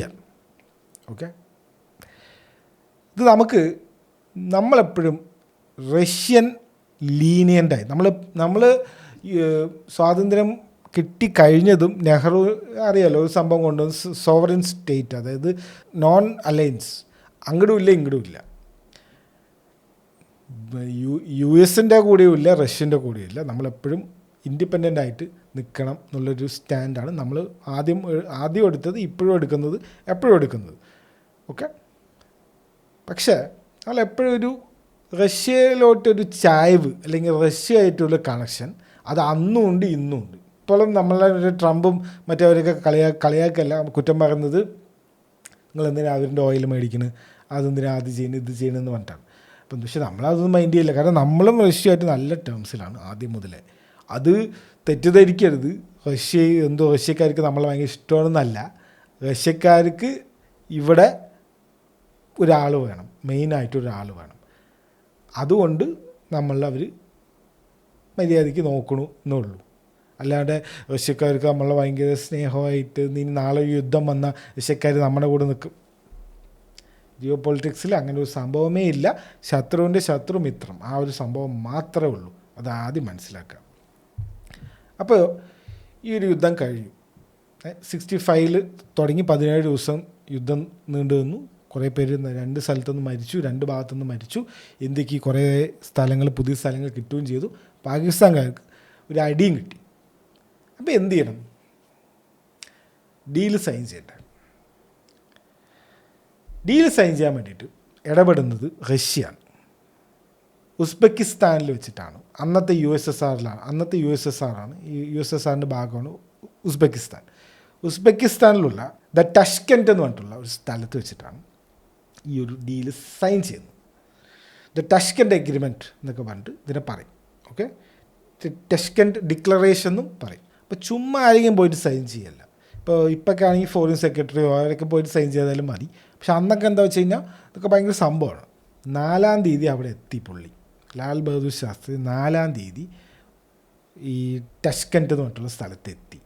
ഓക്കെ, 10-ാം തീയതി വരെ, ജനുവരി കഴിഞ്ഞാൽ 10-ാം തീയതി വരെ ചർച്ചയാണ്. 10-ാം തീയതി ഡീല് സൈൻ ചെയ്തു. ഡീല് സൈൻ ചെയ്ത് 24 മണിക്കൂറുകൾ പോലും ആയിട്ടില്ല. റഷ്യൻ സമയം, അവിടുത്തെ സമയം 1:32 AM, ഇന്ത്യൻ സമയം 3 AM 10-ാം തീയതി രാത്രിത്തെ കാര്യമാണ്. ലിറ്ററലി നോക്കുക, 11-ാം തീയതി ജനുവരി പുള്ളി മരിക്കുകയാണ്. അതായത് ടഷ്കെൻറ്റ് ഡിക്ലറേഷൻ സൈൻ ചെയ്യാൻ പോയ, ഇന്ത്യക്ക് ഒരു വലിയൊരു വിജയം നേടിക്കൊടുത്ത യുദ്ധത്തിൻ്റെ പീസ് ഡീൽ സൈൻ ചെയ്യാൻ പോയ പ്രധാനമന്ത്രി വേറൊരു ഫോറിൻ കൺട്രിയിൽ വെച്ചിട്ട് മരിക്കുകയാണ്. അപ്പോൾ എനിക്ക് ആദ്യം ഉണ്ടായിരുന്ന ഡൗട്ട്, എന്തായിരുന്നു ഡീലുള്ളത്? ഓക്കെ പുള്ളി മരിച്ചു, അതുപോലെ നിൽക്കട്ടെ. ഇപ്പോൾ ചുമ്മാ പീസ് ഡീലാണോ അത് എന്തെങ്കിലും അതിൽ വേറെ എന്തെങ്കിലും ഉണ്ടോ എന്ന് പറയുമ്പോൾ, ഞാൻ നേരത്തെ പറഞ്ഞില്ല ഹാജി പീർ പാസ് എന്ന് പറഞ്ഞിട്ടുള്ളൊരു പാസ് ഉണ്ട്. അത് നമ്മൾ ഇന്ത്യ പിടിച്ചെടുത്തു എന്ന് പറഞ്ഞില്ലേ. അപ്പോൾ ഈ ഹാജി പീർ പാസ് ഇപ്പോൾ എവിടെയാണെന്ന് നോക്കുമ്പോൾ അതിപ്പോൾ പാകിസ്ഥാൻ ഒക്യുപ്പൈഡ് കശ്മീരിലാണ് ഉള്ളത്. ഈ ഹാജി പീർ പാസ് ഇന്ത്യ പിടിച്ചെടുത്തത് തിരിച്ചു കൊടുക്കാനുള്ളൊരു സംഭവം കൂടെ ഈ ഡീലിലുണ്ടായിരുന്നു. അതായത് ഇന്ത്യ കുറേ പിടിച്ചെടുത്തു, ലാഹോറിൻ്റെ അടുത്തൊക്കെ എത്തി, അതിന്ന് എന്തായാലും വന്നു, ബോർഡറിലേക്ക് മടങ്ങി വന്നു, ലൈൻ ഓഫ് കൺട്രോളിൻ്റെ അവിടേക്ക് മടങ്ങി വന്നു. പക്ഷേ വേറൊരു ഇമ്പോർട്ടൻ്റ് ഒരു പാസ് പിടിച്ചെടുത്തത് തിരിച്ചു കൊടുത്തു നമ്മൾ. ഇന്ത്യ അറിയാലോ, ഇന്ത്യ എപ്പോഴും ഒരു ഒഫൻസ് കളിക്കില്ല, ഇന്ത്യ എപ്പോഴും ഡിഫൻസിലാണ് ഉണ്ടാവുക. ഇങ്ങോട്ട് ആരും ചൊറിയാൻ വന്നാലാണ്. അതിപ്പോൾ നിങ്ങൾ എന്ത് ചരിത്രം എടുത്ത് നോക്കിയാലും ഇപ്പോൾ നമുക്കുണ്ട് റോ എന്ന് പറഞ്ഞിട്ടുള്ള ഏജൻസി, അത് ഇതുപോലെ CIA പോലെ ശരിക്കും ഇതൊക്കെ നമ്മളതൊക്കെ ചെയ്യേണ്ടതാണ്. ഇപ്പോൾ പാകിസ്ഥാനത്തെ നമുക്ക് ഒരു ഭീഷണിയായിട്ട് എപ്പോൾ വേണമെങ്കിലും ഒരു ഭീഷണിയായിട്ട് നിൽക്കുന്നതേ നമ്മൾ ഈ ഒഫൻസ് കളിക്കാത്തതുകൊണ്ടാണ് ആദ്യം മുതൽ. അങ്ങനെ ഒരു അഭിപ്രായമുണ്ട് എനിക്ക്. കാരണം ഇപ്പോൾ നോക്ക്, ഇപ്പോൾ അമേരിക്ക എന്താ ചെയ്യുന്നത്? അമേരിക്ക ചെയ്യുന്നത് ശരിയാണെന്നല്ല, പക്ഷെ അമേരിക്ക ചെയ്യുന്നത് എന്താ വെച്ച് കഴിഞ്ഞാൽ, ഇവർക്ക് ഇനി ഭാവിയിൽ ഒരു പ്രശ്നം വരുമോ എന്ന് തോന്നിയിട്ട് അപ്പം തന്നെ അവിടുത്തെ ഭരണം മാറ്റുക. ആൾക്കാരെ കൊല്ലുക, ബോംബിടുക അല്ല CIA ആക്ച്വലി ചെയ്യുന്നത്. അവിടുത്തെ ഭരണം മാറ്റിയിട്ട് അമേരിക്കയ്ക്ക് സപ്പോർട്ട് ചെയ്യുന്ന ഒരാളിനെ, അല്ലെങ്കിൽ അമേരിക്കയ്ക്ക് സപ്പോർട്ട് ചെയ്യുന്ന ഒരാളെ ഇവരിനെ കണ്ടുപിടിച്ച്, നിങ്ങൾക്ക് കുറേ പൈസ തരാം, തോക്ക് തരാം, നിങ്ങൾ എന്താ വെച്ചാൽ ഭരണം ഒന്ന് മാറ്റിത്താ എന്ന് പറഞ്ഞിട്ട് അങ്ങനെ ചെയ്യിപ്പിക്കുന്ന ഒരു പരിപാടിയാണ് CIA ചെയ്യുന്നത്. ഇതാണ് എല്ലാവരുടെയും അവർ ചെയ്തുകൊണ്ടേ ഇരിക്കുന്നത്. അങ്ങനെയൊക്കെ ശരിക്കും നമ്മളും ചിന്തിച്ച് ചെയ്യണമായിരുന്നു. അതാകുമ്പോൾ നമുക്ക് ഒരു സമാധാനമായിട്ട് ഇരിക്കുകയും ചെയ്യാം. ഇതിപ്പോൾ നമ്മുടെ ഈ പട്ടാളക്കാരൻ്റെ ജീവൻ പോകുന്നതും ഈ തീവ്രവാദികൾ ഇത്രയും ഉണ്ടാകുന്നതും ഒക്കെ ഈ പാകിസ്ഥാൻകാർ അവർക്ക് അവിടെ സപ്പോർട്ട് ചെയ്യുന്നതും, അവർക്ക് അവിടെ ഒരു തീവ്രവാദികളാണോ ബിൻ ലാദനാണോ എല്ലാവരും വരൂ പാകിസ്ഥാനിൽ ഇരിക്കുക, സേഫായിട്ട് ഇരിക്കുക എന്നുള്ളൊരു സ്ഥലം കൊടുക്കണോണ്ടല്ലേ. അതേ സമയത്ത് അവിടെ ഒരു ഇന്ത്യക്ക് ഒരു ലീനിയൻ്റ് ആയിട്ടുള്ള ഒരു പ്രൈം മിനിസ്റ്ററോ അല്ലെങ്കിൽ ഒരു ഭരണം ഉണ്ടെങ്കിലോ, അതൊന്ന് ആലോചിച്ച് നോക്ക്. അപ്പം അങ്ങനെയാണ് ശരിക്കും ചെയ്യേണ്ടത്. പക്ഷെ നമ്മളെപ്പോഴും അറിയാമല്ലോ, ഒരു ഒഫൻസ് കളിക്കില്ല, നമ്മളെപ്പോഴും ഡിഫൻസാണ്. നമ്മുടെ രാജ്യത്തിൽ എന്തൊക്കെയാണ് ചെയ്യേണ്ടത് അത് മാത്രമേ നമ്മൾ ചെയ്യുള്ളൂ. അത് ഒരു രീതിയിൽ നോക്കുമ്പോൾ നല്ലതാണ്. പക്ഷെ അത് നമുക്കിങ്ങനെ കുറച്ച് പ്രശ്നങ്ങൾ ഭാവിയിൽ ഇങ്ങനെ ഈ ഇടയ്ക്കിടയ്ക്ക് ഇങ്ങനെ ഓരോ പ്രശ്നങ്ങൾ വരുന്നത് ഇതൊക്കെ കൊണ്ടാണ്. ഇതൊക്കെ പണ്ടേ ചെയ്യേണ്ടതായിരുന്നു, ഇപ്പം ചെയ്യാൻ പറ്റില്ലല്ലോ. ബോംബിട്ട് വരെ അവർ തീർക്കുക അങ്ങനത്തെ അല്ല. നമ്മൾ ഭരണം മാറ്റി. ഇപ്പോൾ പാകിസ്ഥാനിൽ ഇപ്പോൾ സ്ഥിരമായിട്ട് ഒരു ഭരണമൊന്നുമില്ല. അവിടെ തന്നെയാണ് മിലിറ്ററി വരും, പിന്നെ ഇലക്ഷൻ വരും, ഇലക്ഷൻ വന്ന ആളെ കൊല്ലും. ബനസീർ ഭൂട്ടോ അങ്ങനെ സ്ത്രീനൊക്കെ കൊന്നിട്ടില്ല, ഇഷ്ടംപോലെ പേരിനെ കൊന്നിട്ടുണ്ട്. ഇമ്രാൻഖാനെ പിടിച്ച് ജയിലിടും. അങ്ങനെ കുറേ അവിടെ ഇപ്പം നല്ല ഭരണമൊന്നുമില്ല. അപ്പോൾ നമ്മളെന്താ ചെയ്യേണ്ടത്? അവിടെ ഒരു സ്റ്റേബിൾ ഭരണം ആക്കാനുള്ള എന്തെങ്കിലും ഒരു സംഭവം നമ്മൾ തന്നെ ചെയ്തു കൊടുക്കണം. എന്നിട്ട് നമുക്ക് ആ നൈസായിട്ടുള്ള ആളിനെ അവിടെ പിടിച്ച് ഭരണത്തിൽ ഏൽപ്പിക്കുക. അപ്പോൾ പുള്ളി നമുക്കെതിരെ ഒന്നും ചെയ്യില്ല. അങ്ങനെയാണ് ആക്ച്വലി ചെയ്യേണ്ടത്. CAA പ്ലേ ബുക്കാണത്. അത് എന്തുകൊണ്ടാണ് ചെയ്യാത്തതെന്ന് വെച്ച് കഴിഞ്ഞാൽ അത് അവരോട് തന്നെ ചോദിക്കേണ്ടി വരും. അപ്പോൾ ഈ ഹാജി പീർ പാസ് മടക്കി കൊടുത്തു അടിയില്ല. എന്തുകൊണ്ടാണ് ഈ മിസ്റ്റീരിയസ് ഡെത്ത് എന്ന് പറയുന്നത്? ഒഫീഷ്യൽ നെറേറ്റീവ് എന്താണ്? ഒഫീഷ്യൽ നെറേറ്റീവ് എന്ന് പറയുന്നത് ലാൽ ബഹദൂർ ശാസ്ത്രിക്ക് 2 തവണ സ്ട്രോക്ക് അറ്റാക്ക് എന്തോ വന്നിട്ടുണ്ട്. അതെന്താണെന്ന് എനിക്ക് മനസ്സിലാവില്ല. ഒരു ആൾക്കാർ പറഞ്ഞു 2 തവണ സ്ട്രോക്ക് വന്നു, വേറെ ആൾക്കാർ പറഞ്ഞു 2 തവണ അറ്റാക്ക് വന്നു. ഇതിൽ എന്താ വന്നതെന്നൊന്നും അറിയില്ല. പുള്ളിക്ക് എന്തോ 2 തവണ എന്തോ ഒരു ചെറിയൊരു പ്രശ്നം വന്നിട്ടുണ്ട്. അപ്പം അത് കാരണം പുള്ളി ഹാർട്ട് അറ്റാക്ക് വന്ന് മരിച്ചു. 3ാമത്തെ ഒരു ഹാർട്ട് അറ്റാക്ക് വന്നു എന്നൊക്കെയാണ് ചിലവർ പറയുന്നത്. അത് ഒഫീഷ്യൽ നെറേറ്റീവാണ്. നമ്മൾ ന്യൂസ് പേപ്പറൊക്കെ വായിക്കുന്ന ആൾക്കാരാണല്ലോ, ബൂമേഴ്സ് ന്യൂസ് പേപ്പർ വായിക്കുക. പ്രധാനമന്ത്രി ഹാർട്ട് അറ്റാക്ക് വന്ന് മരിച്ചു, ഓക്കെ ഇനി അടച്ചു വെച്ചു ന്യൂസ് പേപ്പർ. ശരി, ടാറ്റ, കഴിഞ്ഞു, ഇനി നമ്മുടെ അടുത്ത കാര്യം നോക്കി പോവാം എന്ന് പറയുന്ന ഒരു സംഭവമുണ്ട്. അത് ഇപ്പില്ല, പണ്ടൊക്കെ ഉണ്ട്. ചോദ്യം ചോദിക്കാൻ പാടില്ലല്ലോ. പണ്ട് ന്യൂസ് പേപ്പറിലും TV യിലും ന്യൂസിലും എന്ത് പറഞ്ഞാലും അതും എന്തോ ഭയങ്കര സത്യം പോലെ ഒക്കെ ആൾക്കാർ കണ്ടിരുന്ന ഒരു കാലമുണ്ട്. ഇനി കുറച്ച് കാര്യങ്ങൾ പറയാം, എന്തുകൊണ്ടാണ് ഇത് മിസ്റ്റീരിയസ് ആവുന്നത് എന്നുള്ള കുറച്ച് കാര്യങ്ങൾ പറഞ്ഞുതരാം. ഒന്നാമത്തെ കാര്യം പോസ്റ്റ്മോർട്ടം ചെയ്തിട്ടില്ല. എവിടെ എപ്പോൾ ആൾക്കാർ മരിച്ചാലും, പ്രത്യേകിച്ച് പെട്ടെന്നൊരാൾ മരിച്ചാലും, അത് സാധാരണ ഒരാളാണെങ്കിൽ പോലും പണ്ട് തന്നെ ഇതിപ്പോൾ ഇപ്പോഴത്തെ കാര്യമൊന്നുമല്ല, പണ്ട് തന്നെ പോസ്റ്റ്മോർട്ടം ചെയ്യും. It's A procedure. ഒരു രാജ്യത്തിൻ്റെ പ്രധാനമന്ത്രിയല്ലേ ഇത്. ഒരു പ്രധാനമന്ത്രി മരിച്ചിട്ട് ഒരു പോസ്റ്റ്മോർട്ടം ചെയ്തില്ല എന്ന് പറഞ്ഞാൽ what the fuck is going on? എന്തുകൊണ്ട്? അനുചിതരെന്ന് പറഞ്ഞിട്ടുള്ള ആളല്ലേ പുള്ളിയുടെ ഒരു ഇതെന്താ വെച്ച് കഴിഞ്ഞാൽ, പുള്ളി എങ്ങനെയോ അറിഞ്ഞതാണ്. അതായത് ഇവർ റഷ്യക്കാർ പോസ്റ്റ്മോർട്ടം ചെയ്യാമെന്നുള്ള ഓഫർ വെച്ചത്ര. ഓക്കെ, അപ്പോൾ നമ്മൾ ഇന്ത്യക്കാരാ പറഞ്ഞ് നമ്മൾ വേണ്ട, പോസ്റ്റ്മോർട്ടം ചെയ്യണ്ട, ഇങ്ങോട്ട് കൊണ്ടുവന്നാൽ മതി എന്നുള്ളൊരു കാര്യം പറഞ്ഞു എന്നാണ് പുള്ളി പറയുന്നത്. അതിനെക്കുറിച്ച് നമുക്ക് വെരിഫൈ ചെയ്യാനൊന്നും വെരിഫിക്കേഷൻ സോഴ്സ് ഒന്നുമില്ല, അങ്ങനെ ഒരു സംഭവമൊന്നുമില്ല. പക്ഷെ പുള്ളി പറയുന്നത് അങ്ങനെയാണ്. പക്ഷെ അങ്ങനെ പോസ്റ്റ്മോർട്ടം ചെയ്യാനുള്ളൊരു സമയമില്ല. അപ്പം തന്നെ എത്തിച്ചിട്ടുണ്ട്. 3 മണിക്ക് മരിച്ചു രാവിലെ, ഉച്ചയ്ക്ക് 2 മണിയാകുമ്പോഴേക്കും ഇന്ത്യയിലെത്തി. പെട്ടെന്ന് തന്നെ അവർ ഫ്ലൈറ്റ് കയറ്റിയിട്ട് ഇന്ത്യ കൊണ്ടുവന്നു. ഇനി ഇതിപ്പോൾ നമ്മൾ ഓരോ മിസ്റ്റീരിയസ് കാര്യങ്ങൾ നോക്കുകയാണെ, ഇതൊക്കെയാണ് ഈ ലിസ്റ്റ് ഓഫ് ഇവൻറ്റ്സ്. ഇതൊക്കെ നോക്കുമ്പോഴാണ് നമുക്ക് എന്തോ ഒരു പന്തികേടുണ്ടല്ലോ എന്ന് തോന്നുക. പറഞ്ഞുതരാം. ഫാമിലി ഐഡൻറ്റിഫൈ ചെയ്തു 2-3 മണിക്ക് എന്തോ ഇന്ത്യയിലെത്തിയല്ലോ. അപ്പോൾ ആദ്യം ഫാമിലി മെമ്പേഴ്സിനൊന്നും അടുപ്പിച്ചില്ല, ഈ ബോഡി ഏറ്റുവാങ്ങാൻ വിളിച്ചില്ല എന്നൊക്കെ പറഞ്ഞിട്ടുള്ള ഒരു പരാതിയുണ്ട് ഫാമിലി മെമ്പേഴ്സിനും. ഫാമിലി മെമ്പേഴ്സ് വന്ന് നോക്കുമ്പോൾ മുഖത്ത് ഒരു സ്പോട്ടും ബ്ലൂ കളറായിരുന്നു ഫേസ് എന്നാണ് പറയുന്നത്. പുള്ളിയുടെ മകനുണ്ട് അനിൽ ശാസ്ത്രി എന്ന് പറഞ്ഞിട്ട്, പുള്ളിയാണിത് പറയുന്നത്. ഇത് എല്ലാവരും വെരിഫൈ ചെയ്ത കാര്യമാണ്. His face is blue. Heart attack വന്ന മരിച്ച ഒരാളുടെ ഫേസ് ബ്ലൂ ആവേണ്ട ആവശ്യമുണ്ടോ? ഇത് തുടങ്ങിയിട്ടുള്ളൂ കേട്ടോ. ഞാൻ അടുത്ത് നോക്കാം.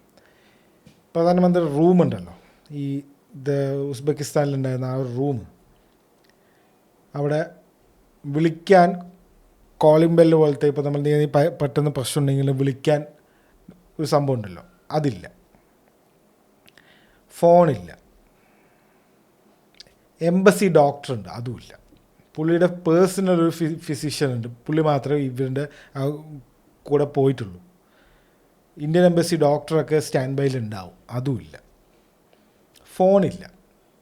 അപ്പം തന്നെ ഒരു വിരോധാഭാസമുണ്ട്. അതായത് പുള്ളി പുള്ളിക്കെന്തോ വയ്യായ്മയുണ്ട് എന്ന് പറഞ്ഞിട്ട് പുള്ളിയുടെ ഡോക്ടറിൻ്റെ അടുത്ത് രണ്ട് പേര് പോയി പറഞ്ഞു എന്നാണ് ഇതിൻ്റെ official statement main stream media പറഞ്ഞ ആ ഒരു നറേറ്റീവിലുള്ളത്. അങ്ങനെ ആണെങ്കിൽ അതെന്ത് ചെയ്യണം? പുള്ളി തന്നെ നടന്ന് ഡോറ് തുറന്ന് അവിടെ ഇരിക്കുന്ന രണ്ടുപേരുടെ അടുത്ത് പറയണം, എന്താ എനിക്ക് വയ്യാന്ന്. പിടികിട്ടി? അതായത് അവിടെ കോളിംഗ് ബെല്ലും ഇല്ല, ഫോണും ഇല്ല വിളിച്ച് പറയാൻ. ഇപ്പോൾ രാത്രി 1 മണിക്ക് 2 മണിക്ക് പ്രധാനമന്ത്രി റൂമിൻ്റെ ഉള്ളിലേക്ക് വെറുതെ കയറി പോയില്ലല്ലോ. മനസ്സിലാകുന്നുണ്ടോ? പിന്നെ ഇതുപോലെ പിന്നെ ഉള്ളത് പറയുന്നത് അതാണ്, 2 തവണ അറ്റാക്കോ സ്ട്രോക്ക് എന്തോ വന്നിട്ട് 1959-ലും 64-ലും, അതായത് നടക്കുന്നതിൻ്റെ 2 കൊല്ലം മുന്നേ ചെറിയ ആരോഗ്യ പ്രശ്നങ്ങളുണ്ട്. വലിയ മേജർ 59-ലാണ് വന്നത്. 64-ൽ ഒരു മൈനർ ഒരു സംഭവമാണ് വന്നതെന്നും 2 പറയുന്നുണ്ട്. ഹാർട്ട് അറ്റാക്കാണെന്നും പറയുന്നത്, സ്ട്രോക്കാണെന്നും പറയുന്നുണ്ട്. എന്താണെന്ന് വെരിഫൈ ചെയ്യാൻ പറ്റുന്നില്ല, നിങ്ങൾ ജസ്റ്റ് ഒന്ന് നോക്കുക. അപ്പോൾ എന്തോ ഒരു ആരോഗ്യ പ്രശ്നമുണ്ട്. ഞാൻ ആദ്യം പറഞ്ഞു ഇതിനെക്കുറിച്ച് ആരും ഒന്നും എഴുതിയിട്ടില്ല, ഇതേക്കുറിച്ച് അന്ന് ആരും ചോദിച്ചിരുന്നില്ല എന്ന് ഞാൻ പറഞ്ഞു. അതിൻ്റെ ഒരു വേറൊരു കഥയും കൂടിയുണ്ട്. ദഹ്യാഭായ് വി പട്ടേൽ എന്ന് പറഞ്ഞിട്ടുള്ള നമ്മുടെ സർദാർ വല്ലഭായ് പട്ടേലില്ലേ, പുള്ളിയുടെ ഒരു മകനുണ്ട്, അതാണ് ദഹ്യാഭായ് വി പട്ടേൽ. പുള്ളി വാസ് ശാസ്ത്രി മേർഡേഡ് എന്ന് പറഞ്ഞിട്ട് 1970s ഒരു ബുക്ക് എഴുതിയിട്ടുണ്ട്. 1970s. ഇപ്പം ആ ബുക്ക് എവിടെയും അവൈലബിൾ അല്ല എന്നാണ് പറയുന്നത്. അത് ആ കാലത്ത് തന്നെ ചില ആൾക്കാർക്ക് അന്ന് ഇയാളിലേക്ക് ചിലപ്പോൾ വല്ല ഭ്രാന്തൻ എന്നൊക്കെ വിളിച്ചിട്ടുണ്ടാവും. ഇവനെ ഭ്രാന്താടി എന്നൊക്കെ പറഞ്ഞിട്ട് വിളിച്ചിട്ടുണ്ടാവും. അങ്ങനെ ഒരു ബുക്കുണ്ട്, വാസ് ശാസ്ത്രി മേർഡേഡ് എന്ന് പറഞ്ഞിട്ട്. ആ ബുക്കൊന്നും ഇപ്പോൾ എവിടെയും കാണാനും ഇല്ല, കിട്ടാനും ഇല്ല എന്നൊക്കെയാണ് ആൾക്കാർ പറയുന്നത്. ഗവൺമെൻറ് ഒരു എൻക്വയറി നടത്തിയിട്ടില്ല. എന്തെങ്കിലും ഒരു എൻക്വയറി, ഒരു പേരിനെങ്കിലും, അത് ആരും ചോദിച്ചുമില്ല, അങ്ങനെ ഒരു എൻക്വയറി നടത്തിയിട്ടുമില്ല. അവിടുത്തെ ഷെഫുമാരിനെ അറസ്റ്റ് ചെയ്തിട്ടുണ്ടായിരുന്നു. ഓക്കെ, ഷെഫുമാരിനെ റഷ്യക്കാർ അറസ്റ്റ് ചെയ്ത് ക്വസ്റ്റ്യനൊക്കെ ചെയ്ത് ചോദിച്ചിട്ടുണ്ട്. റഷ്യക്കാരുടെ ചോദ്യം ചോദിക്കലൊക്കെ അറിയാമല്ലോ. അങ്ങനെ 2 ഷെഫുമാരിൻ്റെ പിടിച്ച് അറസ്റ്റ് ചെയ്ത് ചോദിച്ചിട്ടുണ്ട്. അതും കാര്യമില്ല. ആദ്യം വന്നത് ഈ ബോഡീൻ്റെ കാര്യം നമുക്കെടുക്കാം. ആദ്യം ബോഡി വന്നപ്പോൾ ഭാര്യനെയും ഇവരൊന്നും അടുപ്പിച്ചില്ല എന്ന് പറഞ്ഞില്ലേ. പിന്നെ അവർ പോയി നോക്കിയപ്പോൾ ബ്ലോട്ടഡായിരുന്നു ബോഡി. നിങ്ങളിതിന് MBBSും ഇതൊന്നും പഠിക്കുകയൊന്നും വേണ്ട. ഒരു ബോഡി മരിച്ചിട്ട് ബ്ലോട്ടാവാൻ വേണ്ടിയിട്ട് എന്ത് ചെയ്യണം? അത് ബ്ലോട്ടഡ് പറഞ്ഞാൽ വീർക്കുക എന്ന് പറയില്ലേ. എന്ത് ചെയ്യണം എന്ന് വെച്ച് കഴിഞ്ഞാൽ കുറേ ദിവസങ്ങൾ ഇരിക്കണം, അല്ലെങ്കിൽ എന്തോ ഒരു കുഴപ്പം വേണം. ഹാർട്ട് അറ്റാക്ക് ഒന്ന് മരിച്ച് 3 മണിക്ക് മരിച്ചു, ഇവിടെ 2:30ക്ക് എത്തിയെന്നാണ് ഒഫീഷ്യൽ ഇത് പറയുന്നത്. അങ്ങനെയാണെങ്കിൽ ഒരിക്കലും ബ്ലോട്ട് ചെയ്യേണ്ട ആവശ്യമേ ഇല്ല.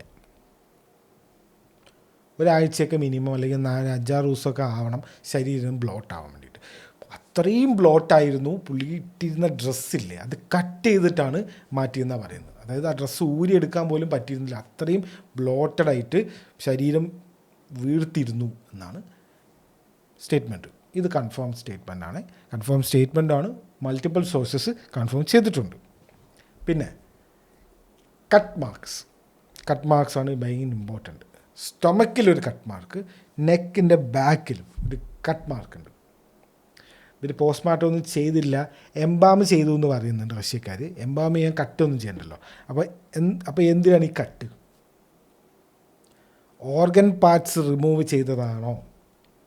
അതായത് ഇപ്പോൾ നമ്മൾ പോയ്സണൊക്കെ ചെയ്ത് കഴിഞ്ഞാൽ നമുക്ക് ഏതെങ്കിലും ഒരു ശരീരഭാഗം നോക്കിക്കഴിഞ്ഞാൽ, സ്റ്റൊമക്ക് എടുത്ത് നോക്കിക്കഴിഞ്ഞാൽ അതിൽ പോയ്സൻ്റെ സംഭവങ്ങൾ ഉണ്ടാവുമല്ലോ. മനസ്സിലാവുന്നുണ്ട്? പോയ്സൺ കഴിച്ചു, പോയ്സൺ അടിക്കുക സ്റ്റൊമക്കിലേക്കല്ലേ പോവുക. അപ്പോൾ സ്റ്റൊമക്ക് എടുത്ത് നോക്കിക്കഴിഞ്ഞാൽ അതിൽ ആ പോയ്സൻ്റെ അവശിഷ്ടങ്ങൾ ഉണ്ടാവുമല്ലോ. അതെടുത്ത് മാറ്റിയതാണോ? അതിൻ്റെ കട്ടാണോ സ്റ്റൊമക്കിൽ? അറിയില്ല. ഇനി 2 ഇതൊക്കെ ഒരു സാധാരണ ഒരു സംഭവമാണ്. എന്നെ എക്സൈറ്റ് ചെയ്യിപ്പിച്ചതല്ല, എനിക്കിതാണ് എനിക്ക് ഉറപ്പ് വന്നത്. ഇനി പറയാൻ പോകുന്ന ഈ ഒരു കാര്യമാണ്. 2 ഐ വിറ്റ്നസ്സാണുള്ളത്. മെയിനായിട്ട് ആ ദിവസം രാത്രി 2 ഐ വിറ്റ്നസ്സാണുള്ളത്. അതായത് ഇന്ത്യക്കാരായിട്ടുള്ള 2 ഐ വിറ്റ്നസ്സേ ഉള്ളൂ. ഇയാൾ മരിച്ചത് കണ്ടതും മരിക്കുമ്പോൾ അവിടെ പോയി നോക്കിയതുമായിട്ടുള്ള. അവസാനം കണ്ട, മരിക്കുന്നതിന് തൊട്ട് മുന്നേ അവസാനം കണ്ട ആളും അതേ ആൾക്കാരാണ്. അവിടെ പോയിട്ട് പുള്ളി പ്രശ്നമുണ്ട് എന്ന് പറഞ്ഞ് കണ്ട് അവിടെ എത്തിയ 2 ആൾക്കാരാണ് ഉള്ളത്. രാംനാഥ് എന്ന് പറഞ്ഞിട്ട് പുള്ളിയുടെ ഒരു അസിസ്റ്റൻ്റ് പോലത്തെ ഒരാൾ, ഇയാളുടെ പേഴ്സണലായിട്ടുള്ള ഒരാളാണ്. കുറേ കൊല്ലമായിട്ട് പുള്ളിയുടെ കൂടെ തന്നെ ഉള്ളതാണ്. അവസാനം കണ്ടത് പുള്ളിയാണ്. രാത്രി 12 ഇയാളുടെ റൂമിലാക്കി ഇയാളുടെ ഉറങ്ങാൻ പോകണമെന്ന് പറഞ്ഞിട്ട് രാംനാഥാണ് അവസാനമായിട്ട് ലാൽ ബഹദൂർ ശാസ്ത്രിനെ കണ്ടതും ടാറ്റ പറഞ്ഞിട്ട് പോയതും. ഓക്കെ, അവിടെ കേട്ടെ. അടുത്തത് പുള്ളിയുടെ ഒരു പേഴ്സണൽ ഡോക്ടറുണ്ട്. Doctor R.N. ചുഗ് എന്നാണ് പുള്ളിയുടെ പേര്. ഡോക്ടർ എന്ന് നമുക്ക് വിളിക്കാം. അപ്പോൾ ഈ ചുഗാണോ ചഗ്ഗാണോ എന്നറിയില്ല, എന്തോ അങ്ങനത്തെ ഒരു പേരാണ്. ഡോക്ടർ പുള്ളിയുടെ പേഴ്സണൽ ഡോക്ടറാണ്. ഈ ഡോക്ടറാണ് ഈ പോണതിന് മുന്നേ, അതായത് റഷ്യയിലേക്ക് USSRലേക്ക് പോകുന്നതിന് മുന്നേ അപ്രൂവൽ ചെയ്ത് കൊടുത്തത്. ഞാൻ ആദ്യം പറഞ്ഞില്ലേ ഇയാൾക്കൊരു കുഴപ്പമില്ല, prime minister is well healthy, his okay എന്ന് പറഞ്ഞിട്ട് സീൽ വെച്ച് കൊടുത്തത് അല്ലെങ്കിൽ എഴുതി കൊടുത്തത് ഈ ഡോക്ടറാണ്, ഈ പേഴ്സണൽ ഡോക്ടറാണ്. നോക്കിക്കോ, ഈ രാംനാഥ് എന്ന് പറഞ്ഞില്ലേ, പുള്ളി ഒരു ദിവസം മരിച്ചു കഴിഞ്ഞിട്ട് ശാസ്ത്രിജിയുടെ വീട്ടിൽ നിന്ന് അതിൻ്റെ ഭാര്യനെയൊക്കെ കണ്ട് കാര്യങ്ങളൊക്കെ സംസാരിച്ചിട്ട് പുറത്തേക്ക് ഇറങ്ങുമ്പോൾ ഒരു വണ്ടി ഇടിച്ച് പുള്ളി ഹാൻഡിക്യാപ്ഡായി, വയ്യാതെയായി, ഇടിച്ച് അയാളെ അവശനാക്കി, അയാൾ മെമ്മറി ലോസ് വന്നിട്ടാണ് അയാൾ മരിക്കുന്നത്. രാംനാഥ് എന്ന് പറഞ്ഞിട്ടുള്ള ആൾ. രണ്ടാമത്തെ നമ്മുടെ ഡോക്ടറിൻ്റെ കേസ് എന്താ വെച്ച് കഴിഞ്ഞാൽ, ഡോക്ടർ ഒരു ട്രക്ക് ആക്സിഡൻറ്റിൽ പെട്ടിട്ട് പുള്ളിയുടെ ഭാര്യ, പുള്ളിയുടെ മകൻ, പുള്ളി ഈ 3 പേരും ട്രക്ക് ആക്സിഡൻറ്റിൽ മരിക്കാനുണ്ടായിരുന്നു. അതിൽ ഐ വിറ്റ്നസ് സ്റ്റേറ്റ്മെൻറ്റ്, പുള്ളിയുടെ ആക്സിഡൻറ്റിൻ്റെ ഐ വിറ്റ്നസ് സ്റ്റേറ്റ്മെൻറ്റ് പറയുന്നത് ആ ട്രക്ക് വന്നിട്ട് 2 തവണ ഇടിച്ചു എന്നാണ് പറയുന്നത്. അതേപോലെ വസന്ത് സിംഗ് എന്ന് പറഞ്ഞിട്ടുള്ള ആളാണ് ആ ട്രക്ക് ഓടിച്ചിരുന്നത്. ഇയാളുടെ പേരിൽ ഹിറ്റ് ആൻഡ് റണ്ണിന് ഒരു FIR പോലും ഇതുവരെ എടുത്തിട്ടില്ല എന്നും ആൾക്കാർ പറയുന്നുണ്ട്. ഇത് കേട്ടപ്പോൾ, അതായത് നമ്മളെപ്പോഴും ആലോചിക്കുക, എന്തെങ്കിലും ഒരു ഐ വിറ്റ്നസ് ഉണ്ടോ? ഐ വിറ്റ്നസ്സൊക്കെ മിസ്റ്റീരിയസ്ലി മരിക്കാൻ സ്റ്റാർട്ട് ചെയ്യുമ്പോൾ തന്നെ നമ്മൾ വിചാരിക്കണം there is A big cover up behind this. അത്രേ ഉള്ളൂ. ഇതിന് വേറെ പോയി ഒന്നും പറയാനില്ല. എന്താ give me explanation for this. അവസാനം കണ്ട ആൾ ഇയാൾക്ക് വയ്യാന്ന് പറഞ്ഞപ്പോൾ ഓടിപ്പോയ ഡോക്ടറും രാംനാഥ് എന്ന് പറഞ്ഞിട്ടുള്ള അയാളുടെ അസിസ്റ്റൻറ്റും 2 പേരും നോ മോർ, മരിച്ചതല്ല ആക്സിഡൻറ്റിൽ. ഇനി ശാസ്ത്രിജിയുടെ റൂമിൽ അത് വേറൊരു സംഭവമാണ്. അതായത് KGBക്കാരാണല്ലോ, KGB ആ സമയത്ത് ഭയങ്കര പീക്കിൽ നിൽക്കുന്ന സമയമാണ്. അപ്പോൾ ഇവരെല്ലാം ബഗ് ചെയ്തിട്ടുണ്ടാവും. പുള്ളിക്ക് എന്തോ ഒരു വയ്യായിക, ഒരു സീഷർ പോലെ, KGBക്കാർ പറഞ്ഞത് സീഷർ പോലെ ഒരു സംഭവം കണ്ടു. അത് മറ്റേ സീഷർ വരിക എന്ന് പറയില്ല, ഇങ്ങനെ വറക്കുന്ന പോലത്തെ വന്നു. പക്ഷെ അത് പറഞ്ഞു കഴിഞ്ഞാൽ ഈ റൂമൊക്കെ നമ്മൾ ക്യാമറയിൽ കൂടെ നോക്കുന്നതും നമ്മളെല്ലാം കാണുന്നുണ്ട്, നമ്മളിതൊക്കെ മോണിറ്റർ ചെയ്യേണ്ടതെന്ന് എല്ലാവരും അറിയും എന്നുള്ള കാരണം കൊണ്ട് ഇത് പുറത്ത് പറഞ്ഞില്ല എന്ന് പറയുന്നുണ്ട്. Okay, Soviet land magazine in India എന്നുള്ള മാഗസിനിലാണ് ഇതിനെക്കുറിച്ച് അവർ മെൻഷൻ ചെയ്യുന്നത്. ഇങ്ങനെ KGBൻ്റെ ഒരു സ്റ്റേറ്റ്മെൻറ്റ് പോലെ സീഷർ എന്ന് പറയുന്നുണ്ട്. അപ്പോൾ പിന്നെ ഹാർട്ട് അറ്റാക്കും seizure is entirely different thing. അപ്പോൾ പിന്നെ എങ്ങനെ ഹാർട്ട് അറ്റാക്ക് ആവും? ഹാർട്ട് അറ്റാക്ക് വന്നിട്ട് സീഷർ വരില്ല. KGBക്കാർ പറഞ്ഞത് സീഷർ വന്നത് കണ്ടു, അതിൻ്റെ ഒരു അനക്കവും ശബ്ദമൊക്കെ കേട്ടു, പക്ഷെ നമ്മൾ ബഗ് ചെയ്തു എന്ന് എല്ലാവരും പറയാതിരിക്കാൻ വേണ്ടിയിട്ട് നമ്മൾ പുറത്ത് പറഞ്ഞില്ല എന്നാണ് അവർ പറയുന്നത്. ഇത് മാഗസിനിൽ വന്ന കാര്യമാണ്. ഇനി നമുക്ക് 2 പേഴ്സ്പെക്റ്റീവ് എടുക്കാം. ഒന്ന് KGB പേഴ്സ്പെക്റ്റീവ്, ഒന്ന് CIAയും. KGBക്കാർ എന്തിനായിരിക്കും കൊന്നത് എന്നുള്ളൊരു സംഭവം എടുക്കുക. CIAക്കാർ എന്തിനായിരിക്കും ഇതിൽ ഇൻവോൾവ് ആവുന്നത് എന്നുള്ള ഒരു സംഭവം എടുക്കുക. ആദ്യം KGBൻ്റെ മിത്രോക്കിൻ ആർക്കൈവ് എന്ന് പറഞ്ഞിട്ടുള്ള ഒരു സംഭവമുണ്ട്. അതായത് വാസിലി മിത്രോക്കിൻ എന്ന് പറഞ്ഞിട്ടുള്ള ഒരാളുണ്ട്. 1931 തൊട്ട് 2004 വരെ ജീവിച്ച ആളാണ്. പുള്ളി ഈ ആർക്കൈവിസ്റ്റാണ്. അതായത് ആർക്കൈവ്സ് ഉണ്ടാക്കുന്ന ആളാണ്. ഈ KGBയുടെ ഡോക്യുമെൻസും അങ്ങനത്തെ ഉള്ള ഒരു സംഭവമൊക്കെ ഉണ്ടാക്കുന്ന ഒരാളാണ്. പുള്ളിയുടെ മിത്രോക്കിൻ ആർക്കൈവ് സെക്കൻഡ് എന്ന് പറഞ്ഞിട്ടുള്ള ഒരു സംഭവമുണ്ട്. എല്ലാം പബ്ലിക് ഡോക്യുമെൻ്റാണ്, നമുക്ക് എടുത്ത് നോക്കാൻ പറ്റും.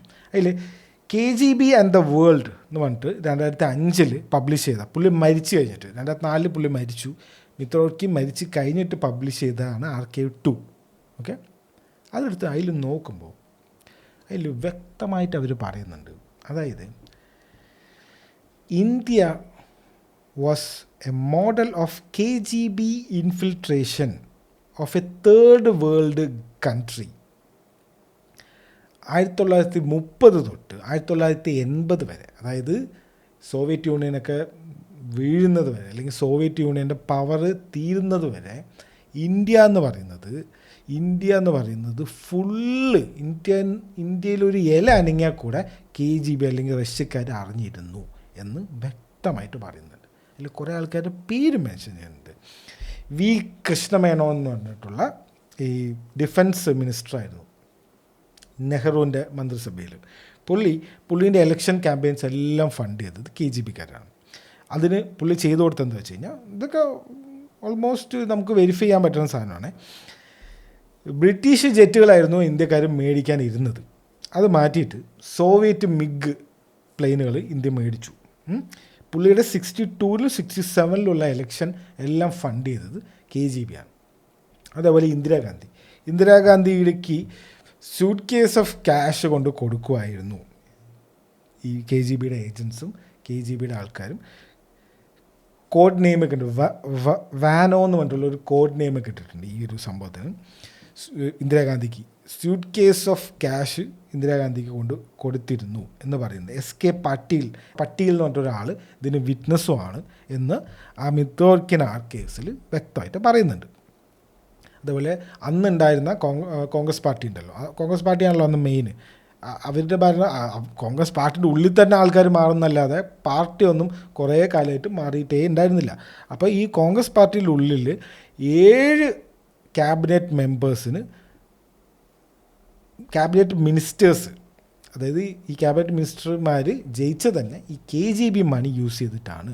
റുട്ടീൻ ബ്രൈബ്സ് പോലെ ഈ മന്ത്രിമാർക്കും മറ്റവർക്കും ഇഷ്ടംപോലെ പൈസ ഇങ്ങനെ കൊടുത്തുകൊണ്ടേയിരുന്നു എന്ന് പറയുന്നുണ്ട്. ക്യാഷ് ഡ്രോപ്സ് എന്നാണ് അവർ പറയുന്നത്. ക്യാഷ് ഡ്രോപ്സ് എന്ന് അറിയാലോ, നമ്മൾ പൈസ കൊടുക്കുക, എന്നിട്ട് അവരുടെ നിന്ന് ഇൻഫർമേഷൻ, അതായത് ഇന്ത്യ എന്തെങ്കിലും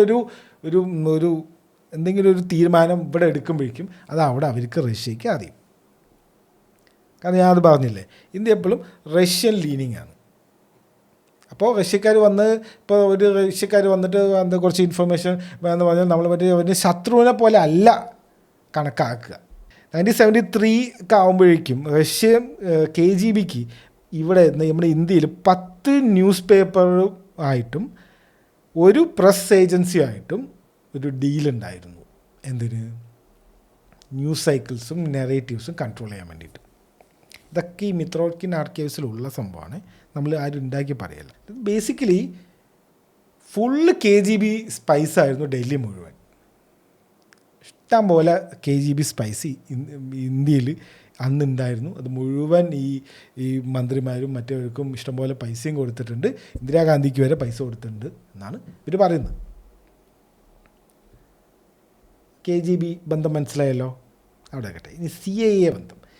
CIA ആണോ പോയി ചെയ്തത് എന്ന് നമ്മൾ ഒന്ന് ലോജിക്കലി ഒന്ന് ആലോചിച്ച് കഴിഞ്ഞാൽ, CIAക്ക് പെനിട്രേറ്റ് ചെയ്യാൻ പറ്റാത്തൊരു സ്ഥലത്താണ് ഇത്. ആക്ച്വലി ടഷ്കെൻറ്റ് എന്ന് പറഞ്ഞൊരു സ്ഥലം പറഞ്ഞില്ല, ടഷ്കെൻറ്റ് ഡിക്ലറേഷനാണല്ലോ അത് USSRൻ്റെ അണ്ടറിലാണ്. അവിടെ CIAക്കാർക്ക് പോയിട്ട് ഇന്ത്യൻ പ്രധാനമന്ത്രി എന്തെങ്കിലും ചെയ്യാമെന്ന് പറഞ്ഞാൽ ഇറ്റ്സ് നിയർലി ഇമ്പോസിബിളായിട്ടുള്ള കാര്യമാണ്. പക്ഷേ അവിടെയാണ് വേറൊരു സംഭവം വരുന്നത്. ഗെഗറി ഡഗ്ലസ് എന്ന് പറഞ്ഞിട്ടുള്ള ഒരാൾ ഒരു ബുക്ക് എഴുതിയിട്ടുണ്ട് 2013, കോൺവെർസേഷൻസ് വിത്ത് റോബർട്ട് ക്രൗളി എന്ന് പറഞ്ഞിട്ടുള്ള ഒരാളുമായിട്ട് പുള്ളി നടത്തിയ ഒരു ടെലിഫോണിക് കോൺവെർസേഷൻ്റെ ഒരു ബുക്കാണ്.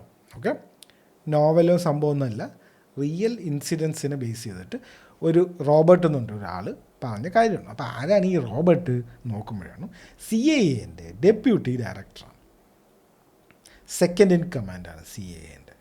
എന്നിട്ട് വിരമിച്ച ആളാണ്. അതായത് ഈ കോവേർട്ട് ഓപ്പറേഷൻസ് ഉണ്ടല്ലോ, ഇങ്ങനെ സീക്രട്ട് ഓപ്പറേഷൻസും ഈ സ്പൈ നെറ്റ്വർക്കുമായിട്ട് ബന്ധപ്പെട്ടിട്ടുള്ള കാര്യങ്ങളൊക്കെ കൈകാര്യം ചെയ്തുകൊണ്ടിരുന്നത് റോബർട്ടാണ്. റോബർട്ട് ആയിട്ടുള്ള കോൺവെർസേഷനിൽ പുള്ളി ഒരു കാര്യം പറയുന്നുണ്ട്, ആ ബുക്കിലുള്ളതാണ്.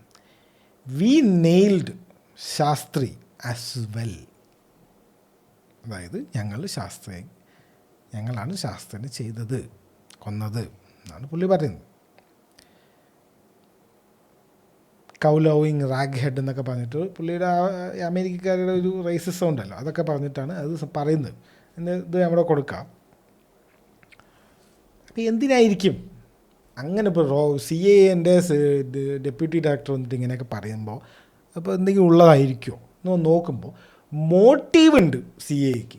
പക്ഷെ KGB ഒക്കെ ഉള്ള ആ സമയത്ത് KGB ഒക്കെ പീക്കാണ്. ഇപ്പോഴത്തെ KGB പോലെയല്ല അന്നത്തെ KGBൻ്റെ ഒക്കെ ആ ഒരു മടയിൽ പോയിട്ട് CIA-ക്കാർക്ക് ഈ ഇന്ത്യൻ്റെ പ്രധാനമന്ത്രിനെ കൊല്ലാൻ പറ്റുമോ എന്ന് ചോദിക്കുമ്പോഴാണ് ഒരു ഡൗട്ട്.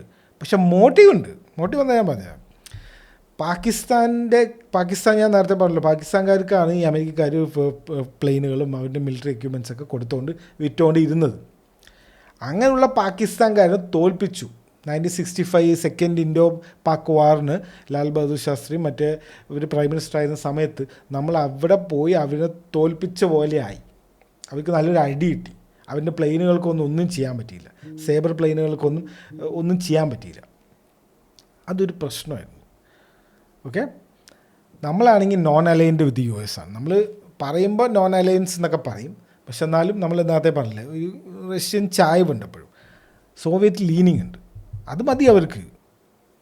ഈ CIA-ക്കാർ ഈ കോൾഡ് വാർ സമയത്ത് മാത്രം ഈ കോങ്കോ എന്ന് പറഞ്ഞിട്ടുള്ള ആഫ്രിക്കൻ രാജ്യമില്ലേ, അവിടുത്തെ പ്രൈം മിനിസ്റ്ററിനെ അസാസിനേറ്റ് ചെയ്തതും, സോവിയറ്റ് യൂണിയനിലേക്ക് പോകുന്നു എന്ന് പറഞ്ഞപ്പോൾ അസാസിനേറ്റ് ചെയ്തതും, ഇതുപോലെ ഒരു ടൂത്ത് പേസ്റ്റിൽ പോയ്സൺ കൊടുത്തിട്ടും ഇയാൾക്കെതിരെ നിൽക്കുന്ന ആൾക്കാർക്ക് തോക്കുകളും ഫണ്ടുമൊക്കെ ചെയ്തിട്ടൊക്കെയാണ് കോങ്കോയിലെ പ്രൈം മിനിസ്റ്ററിനെ ഇവർ അസാസിനേറ്റ് ചെയ്തത്. അതിൻ്റെ 2023 ലമുംബ പ്ലോട്ട് എന്ന് പറഞ്ഞിട്ടുള്ള ഒരു ബുക്കും അതേപോലെ ഫാമിലി ജുവൽസ് റിപ്പോർട്ടും എനുറാക്ക് റിപ്പോർട്ട് എന്ന് പറഞ്ഞിട്ടുള്ള റിപ്പോർട്ടിലൊക്കെ ഇത് പറയുന്നുണ്ട്.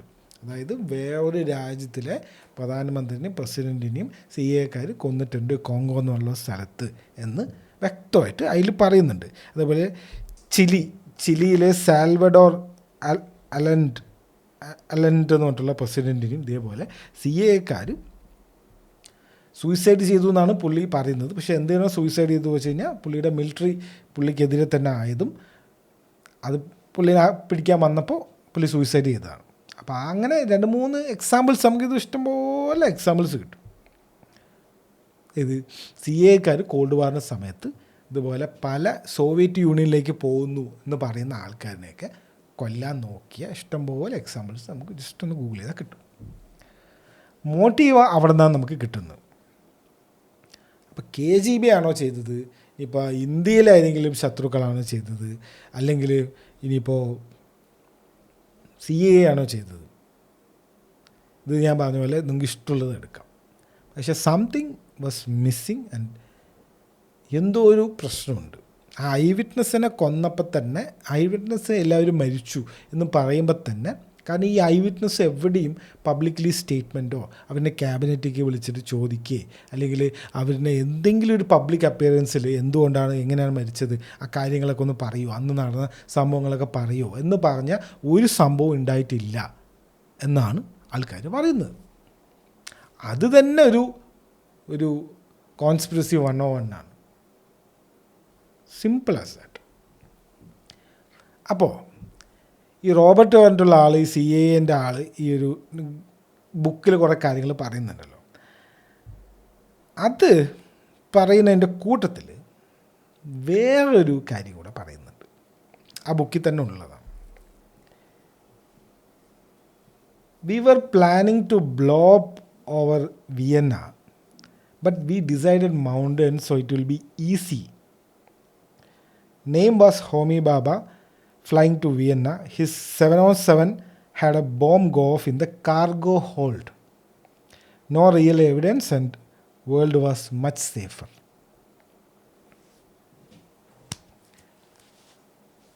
അതായത് നമ്മൾ ലാൽ ബഹദൂർ ശാസ്ത്രീൻ്റെ കാര്യം നോക്കാൻ വേണ്ടിയിട്ട് അതിനിങ്ങനെ ഈ സി എക്കാരെ കൊന്നത് എന്ന് ഈ റോബർട്ട് സി എൻ്റെ ഡെപ്യൂട്ടി ഡയറക്ടർ പറഞ്ഞു എന്ന് പറഞ്ഞിട്ടുള്ള ബുക്കിൽ പോയി നോക്കുമ്പോൾ അവിടെ വേറൊരു പേരും കൂടെ മെൻഷൻ ചെയ്തിട്ടുണ്ട്. അതാണ് നമ്മുടെ ഹോമി ബാബൻ്റെ കാര്യം, ഹോമി ജെ ബാബൻ്റെ കാര്യം. പുള്ളി പിന്നെ പറയുന്നത് ഞങ്ങൾ അവന് വിയന്നെ വെച്ചിട്ട് ബോംബ് പൊട്ടിച്ച് കൊല്ലാനാണ് നോക്കിയത് ഫ്ലൈറ്റിൽ, പക്ഷെ മൗണ്ടനിൽ ചെയ്യുന്നത് കൊണ്ടായിരിക്കും കുറച്ചുകൂടെ നല്ലതെന്ന് പറഞ്ഞിട്ട് ഞങ്ങൾ മൗണ്ടൻസിൽ ബോംബ് പൊട്ടിച്ചു എന്നാണ് പറയുന്നത്. ബോംബ് എവിടെ വെച്ചതെന്നും കൂടെ പറയുന്നത്, കാർഗോ ഹോൾഡിൽ, പ്ലെയിനിൻ്റെ കാർഗോ ഹോൾഡിലാണ് ബോംബ് വെച്ചതെന്നും കൂടെ പറയുന്നുണ്ട്. അവിടെയാണ് നമ്മുടെ അടുത്ത ടോപ്പിക്കിലേക്ക് വരുന്നത്. 13 ദിവസത്തെ ഗ്യാപ്പേ ഉള്ളൂ ഈ രണ്ട് സംഭവമായിട്ട്, ഹോമി ജെ ബാബൻ്റെ അസാസിനേഷനായിട്ട്. അപ്പോൾ ആരാണ് ഹോമി ജെ ബാബ? എങ്ങനെയാണ് പുള്ളി നമ്മുടെ ന്യൂക്ലിയർ സംഭവത്തിൻ്റെയും ഈ അറ്റോമിക് എനർജി കമ്മീഷൻ്റെയൊക്കെ ചെയർമാൻ ആയത് നോക്കിക്കഴിഞ്ഞാൽ it's A very big history and ഒരുപാട് കാര്യങ്ങൾ പറയാനുണ്ട്.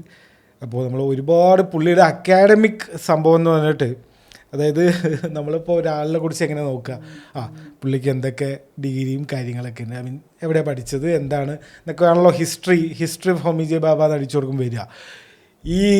ഇയാൾ പഠിച്ച കാര്യങ്ങളും ഇയാളുടെ ഇങ്ങനത്തെ ഈ അക്കാഡമിക് സംഭവങ്ങളൊക്കെ നോക്കിയിട്ട് എനിക്ക് തലവേദന എടുത്തു. പണ്ട് മറ്റേ ഫിസിക്സ് ക്ലാസ്സിൽ പോയ പോലത്തെ ഒരു ഫീലിംഗ്. അതുകൊണ്ട് യാതൊന്നും പറയുന്നില്ല. പുള്ളി കേംബ്രിഡ്ജിലാണ് പഠിച്ചത്. എൻ്റെ ദൈവം ഇനിയാൾ ചെയ്യാത്ത ഒന്നുമില്ല. ഈ ഒരു ലോഡ് അച്ചീവ്മെൻറ്റ്സ് ഉണ്ട് പുള്ളി എന്ന് പറഞ്ഞു കഴിഞ്ഞാൽ. കൈൻഡ് ഓഫ്, അതായത് ആ ഒരു സമയത്ത് ഈ ലോകത്ത് ജീവിച്ചിരിക്കുന്ന എത്ര ഫിസിസിസ്റ്റ് ആൾക്കാരുണ്ട്, അവരുടെ കൂടെ ആ ഒരു ലെവലിലുള്ള ആളാണ്. അവരൊക്കെ ആയിട്ട് നല്ല കണക്ഷൻ ഉണ്ട്. Because he studied in Cambridge.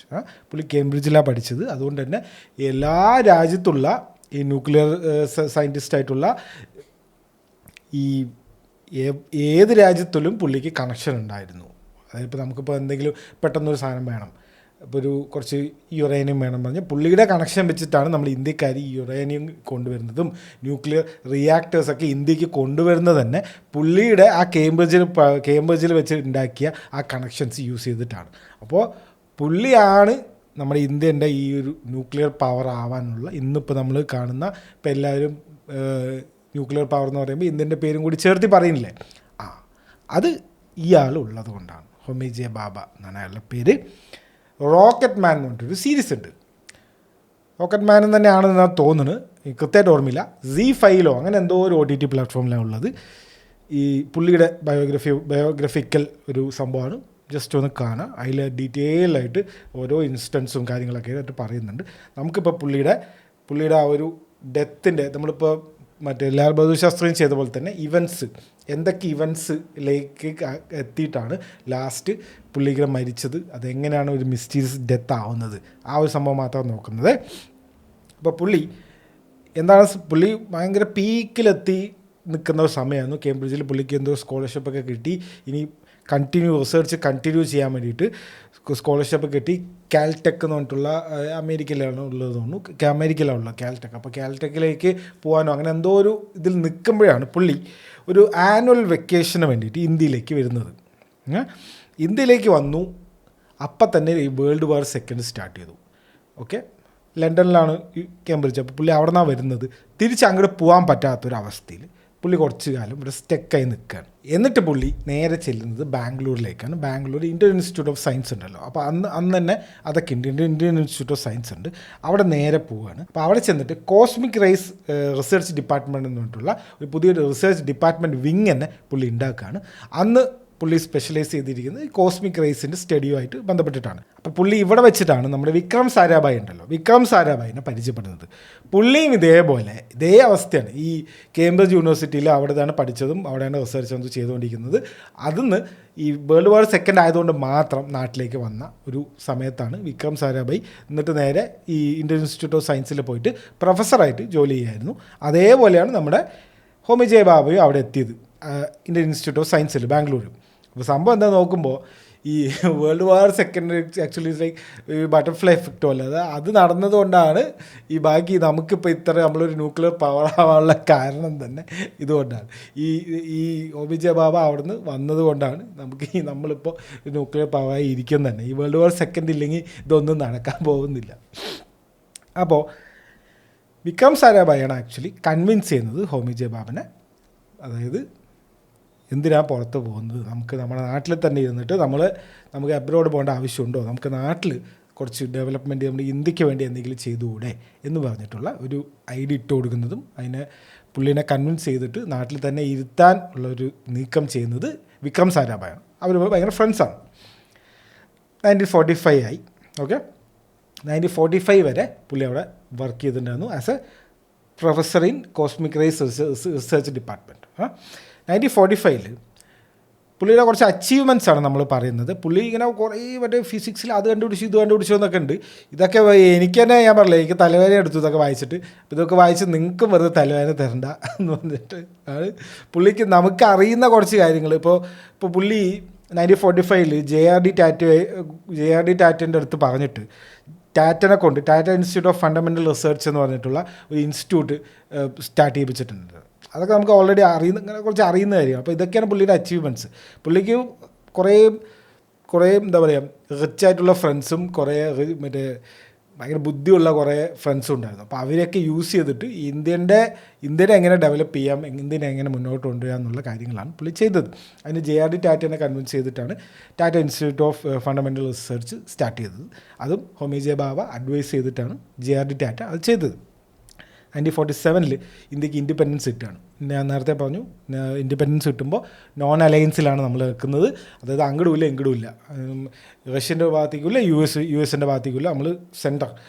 പക്ഷേ അപ്പോഴും നമ്മൾ ഈ ന്യൂക്ലിയർ സംഭവത്തിന് നമ്മൾ എല്ലാവർക്കും അന്ന് ഒരു പേടിയായിരുന്നു. ഇപ്പം ഇന്നത്തെ പോലെ എല്ലാ രാജ്യങ്ങൾക്കും അന്ന് ന്യൂക്ലിയർ പവറൊന്നുമില്ല. ചൈന തന്നെ 1964 ന്യൂക്ലിയർ പവർ ആയത്. നമ്മുടെ ഇന്ത്യ ചൈന വാർ കഴിഞ്ഞിട്ട് 2 കൊല്ലം കഴിഞ്ഞിട്ടാണ് ചൈനയ്ക്ക് തന്നെ ന്യൂക്ലിയർ പവറൊക്കെ ആയത്. അന്ന് റഷ്യയും അമേരിക്കയും അതാണ് മെയിൻ ആൾക്കാർ. അപ്പോൾ ഒരു നമ്മളൊക്കെ അന്നല്ല ഇന്നും നമ്മൾ തേർഡ് വേൾഡ് കൺട്രി എന്നാണ് ഈ വെസ്റ്റുകാരൊക്കെ നമ്മൾ വിളിക്കുന്നത്. തേർഡ് വേൾഡ് കൺട്രി ഒരു ന്യൂക്ലിയർ പവർ ആവുക, അല്ലെങ്കിൽ ന്യൂക്ലിയർ റിസർച്ച് ചെയ്യുക, അല്ലെങ്കിൽ ന്യൂക്ലിയർ റിയാക്ടേഴ്സ് കൊണ്ട് ഈ ബോംബ് ഉണ്ടാക്കുക എന്നൊക്കെ പറഞ്ഞു കഴിഞ്ഞാൽ അവരാലോചിക്കുന്നത് എന്തിനാണ് ഇത് ചെയ്യുന്നത്. കാരണം ഇതും നല്ല പൈസ ഇൻവോൾവ്ഡ് ആയിട്ടുള്ള കാര്യമാണ്, അതേപോലെ ബുദ്ധി വേണം. അപ്പം നമ്മുടെ അവിടേക്ക് ഇത്രയൊക്കെ ഒരു സെറ്റപ്പും ഇത്ര ആൾക്കാരും ഈ പൈസ നമ്മുടെ കാര്യം അറിയാമല്ലോ, ചന്ദ്രയാനൊക്കെ വിട്ടത് അറിയാമല്ലോ, ചെറിയ പൈസക്കാണ് ഒരു മറ്റേ ഇൻഡസ്ട്രിയലാർ ഉണ്ടാക്കണ പൈസ കൂടെ ആയിട്ടില്ല എന്നൊക്കെ പറഞ്ഞിട്ട് കണ്ടിട്ടില്ല. അപ്പോൾ നമ്മൾ അങ്ങനത്തെ ഒരു ലെവൽ ഓഫ് തിങ്കിങ് ആണ്. നമ്മൾ എന്താണ് നമ്മുടെ കയ്യിലുള്ളത് ആ പൈസ കൊണ്ട് നമ്മളൊക്കെ എങ്ങനെ ഇതൊക്കെ ചെയ്യാം, കുറച്ചുകൂടെ കോംപ്രമൈസ് ചെയ്തിട്ടാണെങ്കിലും നമ്മളെങ്ങനെ ഇതൊക്കെ ചെയ്യാം എന്നൊക്കെയാണ് നമ്മൾ ചിന്തിക്കുന്നത്. നമ്മുടെ ISRO ആയാലും എല്ലാവരും ചിന്തിക്കുന്നത്. അപ്പോൾ ആക്ച്വലി പറയുകയാണെങ്കിൽ ആരും വിചാരിച്ചില്ല നമ്മളെ കൊണ്ട് ഇതൊക്കെ പറ്റുമെന്ന്. സിമ്പിളായിട്ട് പറയുകയാണെങ്കിൽ വെസ്റ്റിലുള്ള ആൾക്കാർ വിചാരിച്ചു ഇവരെന്തോ ന്യൂക്ലിയർ എന്തൊക്കെയോ ചെയ്യുന്നുണ്ടെങ്കിൽ ഇവർക്കൊക്കെ ബോംബ് ഉണ്ടാക്കാൻ പറ്റുമോ എന്ന് അവർ ചിന്തിച്ചു. കാരണം ഇല്ല, ആർക്കും അന്നില്ല. അന്ന് വലിയ വലിയ രാജ്യങ്ങൾക്കൊക്കെ ഉള്ളത്, ചൈനയും മറ്റേ അമേരിക്കയും റഷ്യയും അങ്ങനത്തെ ഉള്ള ടീംസുകൾക്കൊക്കെ അത് ഉള്ളൂ. പിടിയിട്ടില്ലേ? ഇനി അപ്പോൾ ഈ നെഹ്റുവിൻ്റെ ഒരു സ്റ്റാൻഡ് ആദ്യം എന്താണെന്ന് വെച്ച് കഴിഞ്ഞാൽ ന്യൂക്ലിയർ വെപ്പൺസ് ഒന്നും ഇവിടെ വേണ്ട, ന്യൂക്ലിയർ വെപ്പൺസ് ഒന്നും നമുക്ക് ആവശ്യമില്ല, നമ്മൾ ഇങ്ങനെ ഒരു സമാധാനമുള്ള ഒരു രാജ്യമല്ലേ, നമുക്കെന്തിനാണ് ന്യൂക്ലിയർ വെപ്പൺസ് എന്ന് വിചാരിച്ചു. സ്വാഭാവികമായിട്ട് ആരായാലും അങ്ങനെ വിചാരിക്കുക. പുതിയൊരു രാജ്യത്ത് എന്തിനാണ് അപ്പോൾ ന്യൂക്ലിയർ വെപ്പൺസ് എന്നാണ് നെഹ്റു ആദ്യം വിചാരിച്ചത്. ഹോമി ജെ ബാബ നെഹ്റുവിന് എഴുതിയൊരു ലെറ്റർ ഉണ്ട് 1948 സ്വാതന്ത്ര്യം കിട്ടി 1 വർഷം കഴിഞ്ഞിട്ട്. അതായത് atomic research in is much needed എന്ന് പറഞ്ഞിട്ട് നെഹ്റുവിനെ പെർസീവ് ചെയ്യുന്ന, അത് നെഹ്റുവിനെ ഫോഴ്സ് ചെയ്തിട്ട് നമുക്ക് ഇങ്ങനെ ഒരു സംഭവം അറ്റോമിക് റിസർച്ച് വേണം എന്ന് പറഞ്ഞിട്ടുള്ള ഒരു ലെറ്റർ അയക്കുകയും നെഹ്റുവും ഹോമി ജെ ബാബയുമായിട്ട് നല്ലൊരു ഫ്രണ്ട്ഷിപ്പ് ഉണ്ടാവുകയും അവർ തമ്മിൽ പിന്നെ പല കാര്യത്തിലും അവർ അഡ്വൈസ് അങ്ങോട്ടും ഇങ്ങോട്ടും ചോദിച്ചു എന്നും ഭയങ്കര നല്ലൊരു ഫ്രണ്ടായിരുന്നു എന്നും പിന്നീട് ഇന്ദിരാഗാന്ധിയൊക്കെ എന്തൊക്കെയോ അങ്ങനെ പറഞ്ഞിട്ടുണ്ട്. ഏത് സമയത്തും ഹോമി ജെ ബാബ വിളിക്കും നെഹ്റുവിനെ, എത്രയോ നേരം സംസാരിക്കും അവർ തമ്മിൽ എന്നൊക്കെ പറഞ്ഞിട്ടുണ്ട്. അപ്പോൾ എന്തെങ്കിലും ഇൻ്റലക്ച്വൽ ടോക്സൊക്കെ ആയിരിക്കും. അതൊക്കെ എന്തോ ആയിക്കോട്ടെ, അവർ they become good friends. Okay, രാജ്യത്തിൻ്റെ പ്രൈം മിനിസ്റ്ററും പുള്ളിയും. അപ്പം അങ്ങനെ ലെറ്റർ എഴുതി ആ വർഷം തന്നെ ഒക്ടോബർ 1948 AEC ഫോം ചെയ്യാണ്, അറ്റോമിക് എനർജി കമ്മീഷൻ ഫോം ചെയ്തു. ഇന്ത്യയിൽ ആദ്യത്തെ കമ്മീഷൻ, എൻ്റെ ചെയർമാൻ ആരാണ്? ഹോമി ജെ ബാബയാണ്. ഹോമി ജെ ബാബ ചെയർമാനായിട്ട് അറ്റോമിക് എനർജി കമ്മീഷൻ ഫോം ചെയ്തു. പിന്നീടുള്ള ലെറ്ററിലൊക്കെ മൈ ഡിയർ ബായ് എന്നൊക്കെയാണ് ഹോമി ജെ ബാബ നെഹ്റുവിനെ ലെറ്ററിലൊക്കെ എഴുതുക. അപ്പം അങ്ങനത്തെ കുറച്ച് കാര്യങ്ങളൊക്കെ ഉണ്ട്. പിന്നെ നമ്മൾ ഭയങ്കര ഭയങ്കര സിങ്കായി.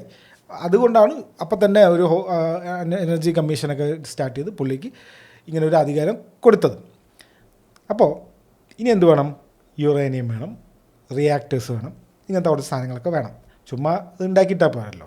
അപ്പോൾ ട്രോംബെ ന്യൂക്ലിയർ റിയാക്ടർ ഉണ്ടാക്കുകയാണ് ആദ്യം ഇന്ത്യ ചെയ്തത്. അത് എവിടെ നിന്ന് വെച്ച് കഴിഞ്ഞാൽ ഇവരുടെ ഹോമി ജെ ബാബൻ്റെ കേംബ്രിഡ്ജ് കണക്ഷൻ വെച്ചിട്ട് ജോൺ കോക്രോഫ്റ്റ് എന്ന് പറഞ്ഞിട്ടുള്ള ഒരു ബ്രിട്ടീഷ് സയൻറ്റിസ്റ്റ് ഉണ്ട്. പുള്ളിയുടെ സഹായത്തോടെ ട്രോംബെ ന്യൂക്ലിയർ റിയാക്ടർ ഉണ്ടാക്കുന്നു ഇന്ത്യ. UK അറ്റോമിക് എനർജി 1955 ആയിട്ടൊരു ഡീല് സൈൻ ചെയ്യുന്നു. UK അറ്റോമിക് എനർജി കമ്മീഷനുമായിട്ട് UK അറ്റോമിക് എനർജീൻ്റെ ആ ഒരു ടീമുമായിട്ട് അവർ സൈൻ ചെയ്യാണ് 1955. UK എൻറിച്ച്ഡ് യുറേനിയം സപ്ലൈ ചെയ്യാനുള്ള ഒരു ഡീലാണ് അവിടെ ഉണ്ടാക്കുന്നത്. ഓക്കെ, എൻറിച്ച്ഡ് യുറേനിയം മാത്രം അവർ കൊടുക്കും, ബാക്കി റിയാക്ടേഴ്സും ബാക്കിയുള്ള സംഭവമൊക്കെ ഇന്ത്യയിൽ. ഓക്കെ, അങ്ങനെ ഒരു ഡീൽ ഉണ്ടാക്കുന്നു.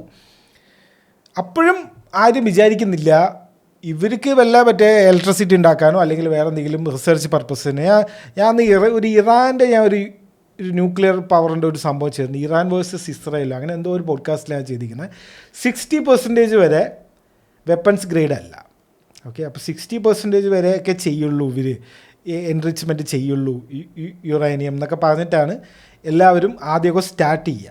അതുപോലെയാണ് നമ്മൾ സ്റ്റാർട്ട് ചെയ്തത്. നമുക്ക് ആദ്യം വെപ്പൺ ഉണ്ടാക്കണം എന്ന് പറഞ്ഞിട്ടല്ല. ന്യൂക്ലിയർ റിയാക്ടേഴ്സും ബാക്കിയുള്ള കാര്യം ന്യൂക്ലിയർ ഒരു പവർ ആവണം എന്നുണ്ടെങ്കിലും നമ്മൾ ആദ്യം ചെയ്യുമ്പോൾ നമുക്ക് ഈ ന്യൂക്ലിയർ റിസർച്ചൊക്കെയാണ് എന്നൊക്കെ പറഞ്ഞിട്ടൊക്കെയാണ് എല്ലാ രാജ്യങ്ങളും തുടങ്ങുക. അങ്ങനെ തന്നെയാണ് നമ്മളും തുടങ്ങിയത്. പക്ഷെ ആരും വിചാരിച്ചില്ല നമ്മൾ ഈ വെപ്പൺ ഗ്രേഡിലേക്ക് ഇത്ര പെട്ടെന്ന് എത്തുമെന്ന്. 1955 നമ്മൾ ആദ്യമായിട്ട് അത് ചെയ്യുന്നത്. ഇനി അതേ സമയത്ത് 1955 കാനഡയായിട്ടൊരു ഡീലുണ്ടാക്കി. ഇതൊക്കെ ഈ പുള്ളിയുടെ കണക്ഷൻ വെച്ചിട്ടാണ് കേട്ടോ ഉണ്ടാക്കുന്നത്. പുള്ളിയുടെ കേംബ്രിഡ്ജ് കണക്ഷൻ വെച്ചിട്ടാണ് ഇതൊക്കെ ഉണ്ടാക്കുന്നത്. 40 മെഗാവാട്ടിൻ്റെ ഒരു റിസർച്ച് റിയാക്ടർ നമ്മൾ കാനഡയിൽ നിന്ന് എടുത്തു. അതിൻ്റെ പേര് സൈറസ് എന്നാണ്. കാനഡ ഇന്ത്യ ഒരു ഡീലിലാണ് അത് ഉണ്ടാക്കുന്നത്. അതിൻ്റെ 50% യുറേനിയം കൊടുക്കുന്നത് കാനഡയും ബാക്കി 50% അമേരിക്കയുമാണ്. ഓക്കെ, അതായത് റിയാക്ടർക്കുള്ള യുറേനിയം അവർ പ്രൊവൈഡ് ചെയ്യുന്നത് കാനഡയും അമേരിക്കയും കൂടിയാണ്. അതൊക്കെ പുള്ളിയുടെ ഒരു വഴിക്കാണ് ചെയ്യുന്നത്. പിന്നെ ഇതെല്ലാം പീസ്ഫുൾ പർപ്പസിന് വേണ്ടിയിട്ടാണ് ചെയ്യുന്നത് എന്നാണ് എല്ലാവരും പറയുന്നത്. 1974 വരെ അങ്ങനെ തന്നെയാണ് പറഞ്ഞുകൊണ്ടിരുന്നത്. അപ്പോൾ ഇതിൻ്റെ വർഷം നോക്കണം. 1955 പിന്നെ 74 നമ്മൾ ഫസ്റ്റ് ന്യൂക്ലിയർ ടെസ്റ്റ് ചെയ്യുന്നത്, സ്മൈലിംഗ് ബുദ്ധ എന്ന് പറഞ്ഞിട്ട്. 55 എന്ന് പറയുമ്പോൾ 55, 60, 40 ഒരു 20 വർഷത്തിൻ്റെ ഉള്ളിൽ തന്നെ നമ്മൾ തുടങ്ങി 20 വർഷം ആകുമ്പോഴേക്കും നമ്മൾ ന്യൂക്ലിയർ ടെസ്റ്റ് ചെയ്ത് കഴിഞ്ഞു. അത് ആലോചിച്ച് നോക്ക്. നമ്മളിപ്പോഴും ഈ ഇറാനും മറ്റേ ടീംസൊക്കെ ഇപ്പോഴും ബോംബ് ഉണ്ടാക്കുക 60%, 80% എന്നൊക്കെ തള്ളി മറിക്കുന്നത് ഇപ്പോഴും 2025 പോലും അവർക്ക് ഉണ്ടാക്കാൻ പറ്റിയിട്ടില്ല. ആ ഒരു സംഭവം പിടി കിട്ടുന്നുണ്ട്. നമ്മൾ എത്ര ഫാസ്റ്റിലാണ് അത് അച്ചീവ് ചെയ്തെന്നുള്ള കാര്യം കൂടെ ആലോചിക്കണം. നമ്മളൊരു ന്യൂ കൺട്രിയാണ്, നമ്മൾ പോവർട്ടിയാണ്, നമുക്ക് തേർഡ് വേൾഡ് കൺട്രിയാണ്. ആ ഒരു സമയത്തൊക്കെ നമുക്കവിടെ ഒന്നുമില്ല.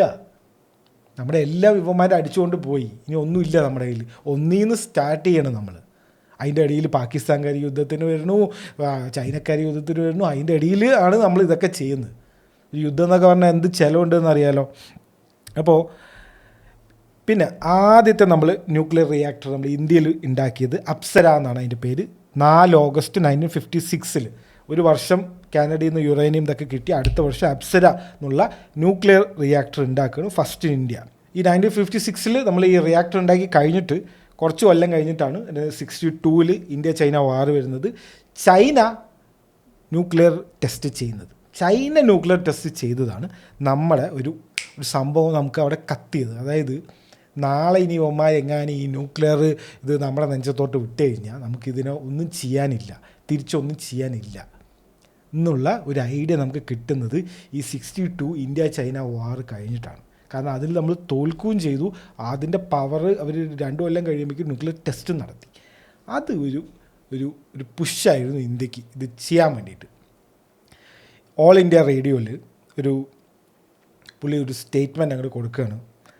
10 കോടി രൂപ ഇന്ത്യൻ ഗവൺമെൻറ് ഇന്ന് തരികയാണെങ്കിൽ എനിക്ക് 50 ആറ്റം ബോംബ് ഉണ്ടാക്കാൻ പറ്റും.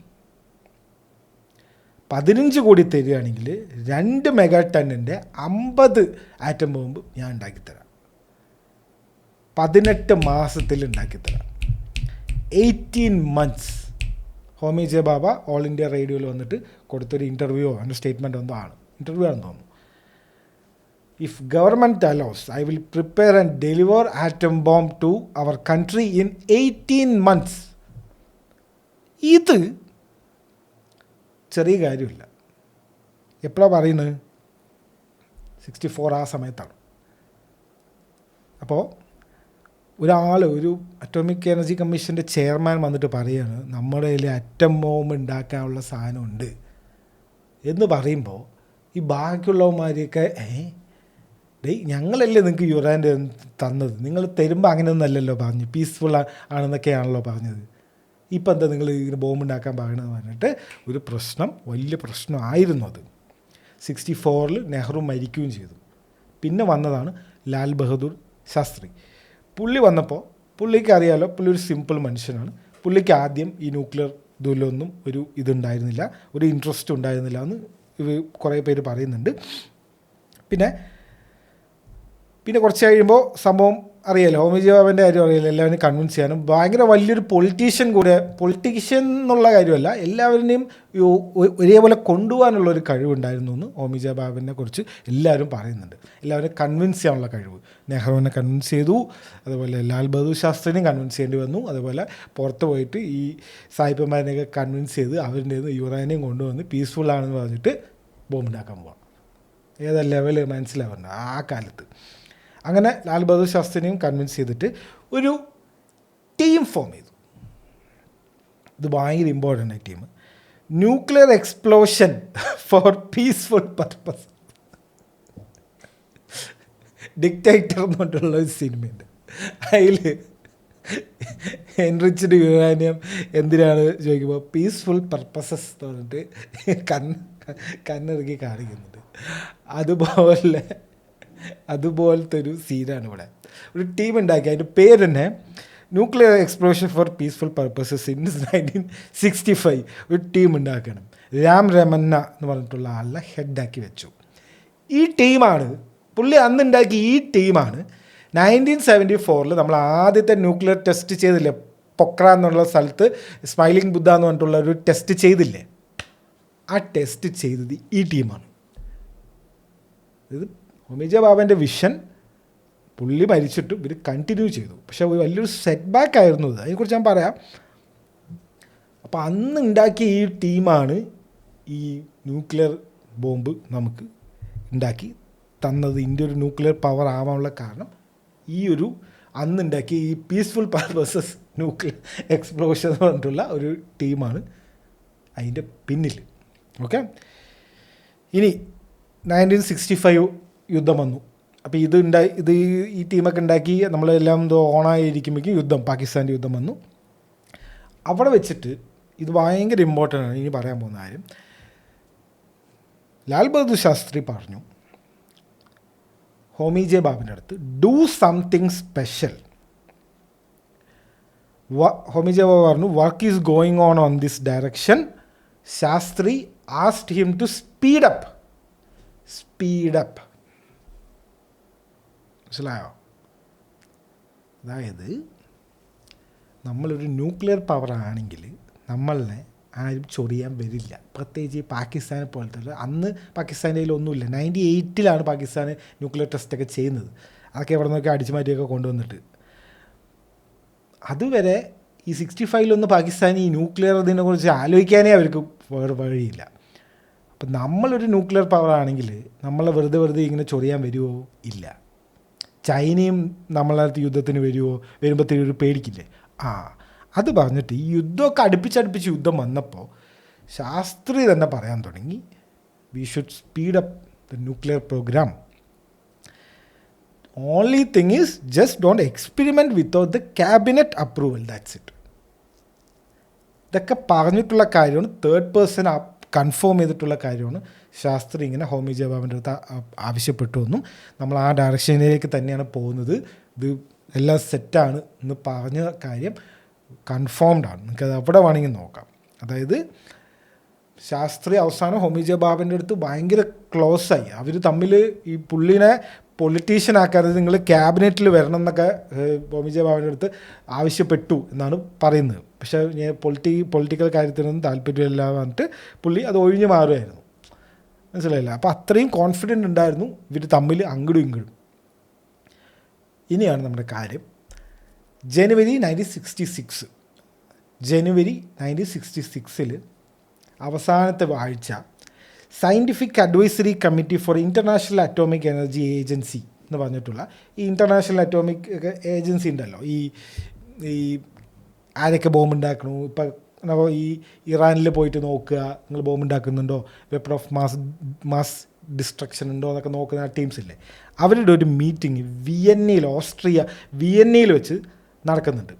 അതിന് ഇന്ത്യൻ റെപ്രസെൻറ്റേറ്റീവായിട്ട് പോകുന്നത് ഹോമി ജെ ബാബയാണ്, ചെയർമാനാണ്. പോകേണ്ട ഒരു ആവശ്യം ഉണ്ടായില്ല, വല്ല അസിസ്റ്റൻറ്റിനെ വിട്ടാൽ മതിയായിരുന്നു. ബോംബെ നിന്നാണ് പോകുന്നത് പുള്ളി. ഓക്കെ, ഡയറക്റ്റ് ഫ്ലൈറ്റ് ഇല്ല അന്ന്, വിയന്നയ്ക്കൊന്നും.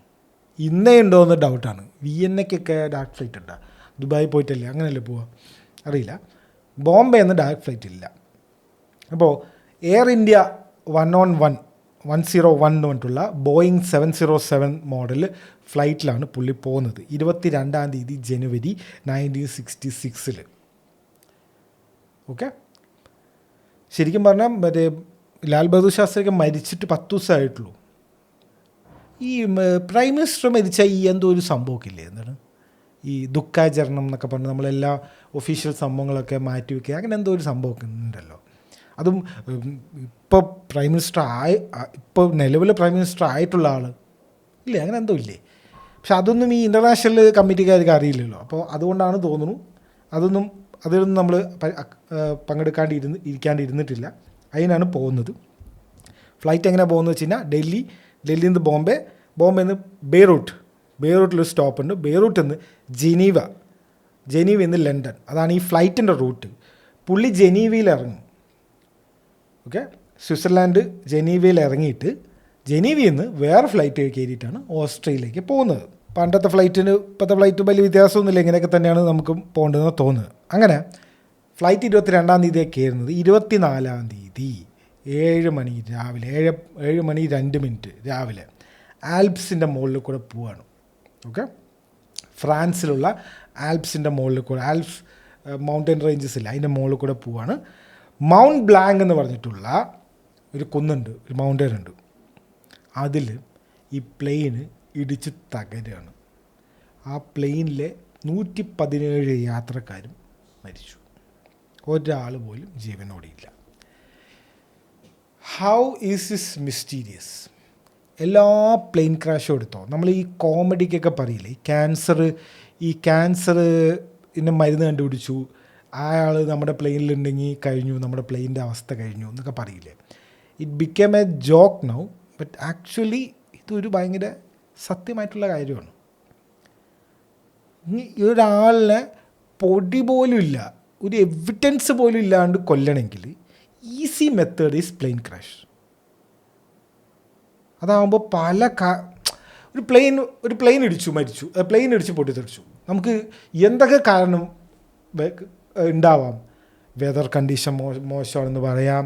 പക്ഷി വന്നിട്ട് മറ്റേ എയറിൻ്റെ ഇതിൽ കുടുങ്ങി, ജെറ്റിൽ കുടുങ്ങി, ജെറ്റ് ഫാനിൽ കുടുങ്ങി എന്ന് പറയാം. പ്ലെയിൻ ടെക്നിക്കൽ എറർ എന്ന് പറയാം. എന്ത് വേണമെങ്കിൽ പറയാം. ചക്രം നേരെ വന്നില്ല എന്നോ എന്ത് വേണമെങ്കിൽ പറയാം. പൈലറ്റിൻ്റെ അശ്രദ്ധ എന്ന് പറയാം. എന്ത് വേണമെങ്കിൽ പറയാം. എയർ ഹോസ്റ്റസിനെ കാണാൻ കൊള്ളാത്ത എയർ ഹോസ്റ്റസാണ് എന്ന് വേണമെങ്കിൽ പറയാം. അങ്ങനെ എന്ത് വേണമെങ്കിൽ പറയാം. കാരണങ്ങൾ ഇഷ്ടം പോലെയാണ്. ഒരു പ്ലെയിന് ഇടിക്കുകയാണെങ്കിൽ പിന്നെ കാരണം എന്നൊന്നും നമുക്ക് ഒരിക്കലും പറയാൻ പറ്റില്ല. ഒരു പ്ലെയിനിനെ കാണാണ്ടായിട്ട് ആ മലേഷ്യൻ എയർവേസിൻ്റെ ഒരു പ്ലെയിൻ കാണാനില്ല. പോയി എവിടെ പോയി ആർക്കറിയാം. അതാണ് ഈ പ്ലെയിൻ്റെ ഒരു കളി. ഇവിടെ എങ്ങനെ മിസ്റ്റീരിയസ് ആവുന്നത്? ബ്ലാക്ക് ബോക്സ് ഉണ്ടോ? ഇല്ല. ഡെബ്രി ഉണ്ടോ? ഇതിൻ്റെ ഒരു പ്ലെയിൻ ഇടിച്ച് പൊട്ടിച്ചാലോ അതിൻ്റെ ബാക്കി അവശിഷ്ടങ്ങൾ ഇല്ല. റെസ്ക്യൂ മിഷന് ഫ്രാൻസ് പോയോ? ഇല്ല. ഇന്ത്യക്കാർ പോയോ? ഇല്ല. ഡെഡ് ബോഡി കിട്ടിയോ? ഇല്ല. ബാഡ് വെതർ, അത് കാരണം ഫ്രാൻസുകാർ റെസ്ക്യൂ മിഷൻ വേഗം അവസാനിപ്പിച്ചു. ഇവിടെ കോമഡി എന്താണെന്ന് വെച്ച് കഴിഞ്ഞാൽ സെയിം സ്പോട്ടിൽ മോൺ ബ്ലാങ്ക് എന്ന് പറഞ്ഞിട്ടുള്ള ഈ ഒരു കുന്നിൽ ഇതേപോലെ 1950 ഓക്കെ, ഒരു 15 കൊല്ലം മുന്നേ മലബാർ പ്രിൻസസ് എന്ന് പറഞ്ഞിട്ടുള്ള എയർ ഇന്ത്യൻ്റെ വേറൊരു പ്ലെയിന് ഇതേപോലെ ഇടിച്ച് പൊട്ടിത്തെറിച്ചിട്ട് അതിൽ ആൾക്കാർ മരിച്ചിട്ടുണ്ട്. അന്നും ബ്ലാക്ക് ബോക്സ് കിട്ടിയിട്ടില്ല, അന്നും ഒരു ബോഡി പോലും കിട്ടിയിട്ടില്ല, അന്നും നത്തിങ്. ഈ എയർ ഇന്ത്യക്കാരൻ്റെ ഒരു അവസ്ഥ, ഇത് എത്ര പ്ലെയിനാണ് പൊട്ടിത്തെറിക്കുന്നത്. പണ്ടും ഇതേ ഇപ്പോഴും ഇതേ. എന്താണ് official statement? Main stream media എന്താണ് പറയുന്നത്, അല്ലെങ്കിൽ മെയിൻ നെറേറ്റീവ് എന്താണെന്ന് വെച്ച് കഴിഞ്ഞാൽ VOR എന്ന് പറഞ്ഞിട്ടുള്ള ഒരു സംഭവം, VOR ഇഷ്യൂ എന്നാണ് പറയുന്നത്. അതായത് high frequency radio signals navigation സംഭവത്തിൻ്റെ ഒരു സിസ്റ്റമാണ്. അത് യൂസ് ചെയ്തിട്ടാണ് അങ്ങോട്ട് ഇങ്ങോട്ട് പോകുന്നൊക്കെ പറഞ്ഞിട്ട് വിളിച്ച് പറയുന്നത്. അപ്പോൾ അത് മിസ്കാൽക്കുലേറ്റഡായി, അതിനെന്തോ എറർ സംഭവിച്ചു എന്നാണ് ഒഫീഷ്യൽ സ്റ്റേറ്റ്മെൻറ്റ്. ഇതെന്താണ് ഇത് സംഭവം, എന്താണ് ഇവർ ഉദ്ദേശിക്കുന്നത് പറഞ്ഞുതരാം. പൈലറ്റ് ഇടിക്കുന്നതിൻ്റെ 2 മിനിറ്റ് മുന്നേ 19,000 ഫീറ്റ് അടി മുകളിലാണ് പറക്കുന്നത്. പൈലറ്റ് കൺട്രോൾ റൂമിലേക്ക് വിളിച്ച് പറയുന്നുണ്ട്, ഞങ്ങളിപ്പോൾ 19,000 അടി മുകളിലാണ്. ആ ഒരു ഇതിൽ മീറ്ററിൽ കാണാൻ പറ്റുമല്ലോ എത്ര അടി മേലെയാണെന്ന്. 19,000 അടി എന്ന് പറഞ്ഞാൽ മോൺ ബ്ലാങ്കിൽ നിന്ന് 3,000 അടി മേലെയാണ്. അതൊരു കുന്നുണ്ട്, ആ കുന്നിൻ്റെ ടോപ്പിൽ നിന്ന് 3,000 അടി മേലെയാണ് ഈ 19,000 അടി. അപ്പോൾ അത് അങ്ങനെയാണ് പോയിക്കൊണ്ടിരിക്കുന്നത്. അപ്പോൾ കൺട്രോൾ ബോർഡുകാർ എന്ത് പറഞ്ഞ്, കൺട്രോൾ ടവർ എന്ത് പറഞ്ഞ്, ഓക്കെ ശരി ലാൻഡ് ചെയ്തോ, സേഫാണല്ലോ, 3,000 അടി മേലെയാണ്, ഇനി ലാൻഡിങ് സ്റ്റാർട്ട് ചെയ്തോ എന്ന് പറഞ്ഞു. കാരണം എന്താണ്, 3,000 അടി മേലെയല്ലേ, അത് ലാൻഡ് ചെയ്യുമ്പോൾ മെല്ലെ ഡിസെൻഡ് ചെയ്ത് ലാൻഡ് ചെയ്യുമ്പോഴേക്കൊക്കെ ഒരു സമയമാവും. ഈ 3,000 അടി മേലെ, ഏറ്റവും ടോപ്പ് കുന്നിൻ്റെ മേലെ നിന്ന് 3,000 അടി മേലെയുള്ള പ്ലെയിന് 2 മിനിറ്റ് കൊണ്ട് എങ്ങനെയാണ് ഈ കുന്നിൻ്റെ മേലെ ഇടിച്ച് പൊട്ടിത്തെറിക്കുക? ഡിസെൻഡ് ചെയ്യുക പറഞ്ഞാൽ ഇങ്ങനെ പോവല്ലോ, ഇങ്ങനെയല്ലേ ഡിസെൻഡ് ചെയ്യാം. എല്ലാം നമ്മളൊക്കെ പ്ലെയിനിൽ പോകുമ്പോൾ അറിയാമല്ലോ, എന്താണ് സ്റ്റാർട്ടഡ് ടു ഡിസെൻഡ് എന്നൊക്കെ പറഞ്ഞിട്ട് 15 മിനിറ്റ് എടുക്കും. ഇത് ഏതോ ഒരു കുന്നിൻ്റെ മേലെ ഡിസെൻഡ് ചെയ്യാൻ തുടങ്ങണുള്ളൂ. കൺട്രോൾ ടവർ പറഞ്ഞു ലാൻഡ് ചെയ്തോ, സേഫ് ആണല്ലോ, 19,000 അടിയല്ലേ, ഡിസെൻഡ് ചെയ്തോ എന്ന് പറഞ്ഞപ്പോൾ 2 മിനിറ്റ് മുന്നെയാണ് പ്ലെയിൻ ക്രാഷിൻ്റെ ഇത് സംഭവിച്ചിരിക്കുന്നത്. പൈലറ്റ് മിസ്കാൽക്കുലേറ്റഡ് എന്നൊക്കെയാണ് ഇവർ പറയുന്നത്. അപ്പോൾ നമ്മളാരും അന്വേഷിക്കാൻ പോയിട്ടില്ല ഈ പ്ലെയിൻ എന്താണ് എവിടെയാണെന്ന്. ഫ്രാൻസിലെ കുറച്ച് ആൾക്കാർ ടീംസ് പോയിട്ടുണ്ട്. കാരണം ഈ പ്ലെയിൻ ക്രാഷ് പറഞ്ഞാൽ എല്ലാവർക്കും ഭയങ്കര ഇൻട്രസ്റ്റ് ഉള്ള കാര്യമാണ്. ഫിലിപ്പ് റിയൽ എന്ന് പറഞ്ഞിട്ടുള്ള ഒരാൾ, ORTF എന്ന് പറഞ്ഞിട്ടുള്ള അവരുടെ ഒരു ഫ്രാൻസിലെ പബ്ലിക് ബ്രോഡ്കാസ്റ്റിംഗ് കോർപ്പറേഷൻ്റെ എന്തോ ഒരു സംഭവമാണ്. അപ്പോൾ അതിലെ എഡിറ്ററാണ് പുള്ളി, ഈ ഫിലിപ്പ് റിയൽ എന്ന് പറഞ്ഞിട്ട്. പുള്ളി ഇതിൽ വിശ്വസിക്കുന്നില്ല. അന്ന് ഇയാളെയും ഇതുപോലെ എല്ലാവരും ഭ്രാന്തെന്നൊക്കെ വിളിച്ചിട്ടുണ്ടാവും, കോൺസ്പിറസി ആളെന്നൊക്കെ വിളിച്ചിട്ടുണ്ടാവും. പുള്ളിയുടെ ക്യാമറ ക്രൂ എടുത്തിട്ട് നേരെ ഇവിടേക്ക് ഇൻവെസ്റ്റിഗേറ്റ് ചെയ്യാൻ പോയി. ഈ ആൽപ്സിൻ്റെ മൗണ്ടൻ റേഞ്ചസിലേക്ക് ഇറ്റാലിയൻ സൈഡിൽ നിന്നാണ് പുള്ളി അന്വേഷിച്ച് വന്നത്. അവിടെ വന്നപ്പോൾ 2 പീസ് ഓഫ് എവിഡൻസ് കിട്ടി. ഇത് 1843 എന്ന് പറഞ്ഞിട്ടുള്ളൊരു മാഗസിനിൽ ഇതെല്ലാം അച്ചടിച്ച് വന്നിട്ടുണ്ട്. ഇതൊക്കെ ചുമ്മാ അങ്ങനെ എന്തെങ്കിലുമൊക്കെ വിളിച്ച് പറയല്ല. ഫസ്റ്റ് ഒരു വ്രക്കേജ് കിട്ടി. അതായത് പ്ലെയിനിൻ്റെ ഒരു പീസ് കിട്ടി. അതിൽ റക്കേജിൽ സ്റ്റാമ്പ് ചെയ്തിരിക്കുന്ന ഡേറ്റ് എന്ന് വെച്ചാൽ 1 ജൂൺ 1960 ആണ് ഡേറ്റ് ചെയ്തിരിക്കുന്നത്. ഈ തകർന്ന പ്ലെയിൻ ഉണ്ടല്ലോ, ഹോമി ജെ ബാബൻ്റെ പ്ലെയിൻ, അത് 1961 സർവീസിന് കൊടുത്ത പ്ലെയിനാണ്. അപ്പോൾ അതിലൊരിക്കലും 1960 എന്ന് പറഞ്ഞിട്ട് സ്റ്റാമ്പേജ് അതിൽ വരില്ല എന്ന് പറഞ്ഞിട്ടുള്ള ഒരു സംഭവമുണ്ട്. സെക്കൻഡ് എവിഡൻസ് എന്താ വെച്ച് കഴിഞ്ഞാൽ ഒരു യെല്ലോ സെക്ഷൻ ഓഫ് ഫ്യൂസിലേജ് കിട്ടി. അത് ഈ പ്ലെയിൻ്റെ അല്ല, ഇന്ത്യൻ എയർലൈൻസിൻ്റെ അല്ല. ഇന്ത്യ എന്നുള്ള ഒരു എയർലൈൻസിനും ഇങ്ങനൊരു സാധനമില്ല, യെല്ലോ കളർ. പിന്നെ വേറെ ഏതെങ്കിലും പ്ലെയിൻ അവിടെ ഇടിച്ച് തകർന്നിട്ടുണ്ടോ എന്നുള്ള ചോദ്യങ്ങളായി. പിന്നെ ഉടനെ തന്നെ ഇയാളിങ്ങനെ എന്തൊക്കെയോ കണ്ടുപിടിക്കാൻ പോകണമെന്ന് പറഞ്ഞപ്പോൾ തന്നെ ഫ്രാൻസിൻ്റെ ഇൻറ്റീരിയർ മിനിസ്റ്റർ അവരിനെ ഈ ഓർട്ടിഫുകാരുടെ മക്കളെ നിർത്തിക്കോ, ഒരുപാട് അന്വേഷിക്കേണ്ട ഇങ്ങോട്ട് ഭാഗമാണ്, ഇൻവെസ്റ്റിഗേഷൻ നിർത്തിപ്പിച്ചു ഫ്രാൻസ് ഗവൺമെൻറ്. അതിലൊരു മെമ്പർ, ഈ അന്വേഷിക്കാൻ പോയ ഒരു മെമ്പർ തിരിച്ച് വന്നിട്ടാണ് ഒരു കാര്യം പറയുന്നത്, ഒരു എക്സ്പ്ലോസീവായിട്ടുള്ള കാര്യം പറയുന്നത്. ഈ ഒരു പ്ലെയിന്, ഈ എയർ ഇന്ത്യ 101 പറഞ്ഞിട്ടുള്ള പ്ലെയിൻ ഇടിച്ചത് കുന്നിലല്ല, വേറൊരു പ്ലെയിനിലാണെന്ന് പുള്ളിയാണ് അങ്ങനത്തെ ഒരു കാര്യം ആദ്യം വന്ന് പറയുന്നത്. അതിനുശേഷം ഡാനിയൽ റോച്ചെ എന്ന് പറഞ്ഞിട്ടുള്ള ഒരാൾ 2017 പുള്ളി ഫ്രാൻസിലെ ഒരു സ്പോർട്സ്മാനും ഒരു ബിസിനസ് മാനൊക്കെയാണ്. പുള്ളിക്ക് ഇങ്ങനെ പ്ലെയിൻ ക്രാഷിലൊക്കെ ഭയങ്കര ഇഷ്ടമുള്ള, ഇൻവെസ്റ്റിഗേറ്റ് ചെയ്യാൻ ഇഷ്ടമുള്ള ആളാണ് പുള്ളി. ഇതുപോലെ 2017 കുറച്ച് മുന്നേ പുള്ളി പോയി ഇതുപോലെ അന്വേഷിക്കാൻ. കുറേ പൈസക്കാരനാണ്, അപ്പോൾ കുറേ സെറ്റപ്പൊക്കെ ആയിട്ട് പോയിട്ട് വേറെ കുറേ കാര്യങ്ങൾ പഠിച്ചു. ഇപ്പോൾ ഇതുവരയ്ക്കും ഇന്ത്യക്കാർക്ക് അന്വേഷിക്കും വേണ്ട, ഒന്നും വേണ്ട. എന്താണ് ഇതിൻ്റെ ഒരു ലോജിക്ക് എന്ന് എനിക്ക് എത്ര ആലോചിച്ച് മനസ്സിലാവില്ല. നമ്മളെ ഒരു അന്വേഷിക്കാൻ സമ്മതിക്കാണ്ടോ അങ്ങനെ എന്തെങ്കിലും ആയിരിക്കുമോ? Who knows.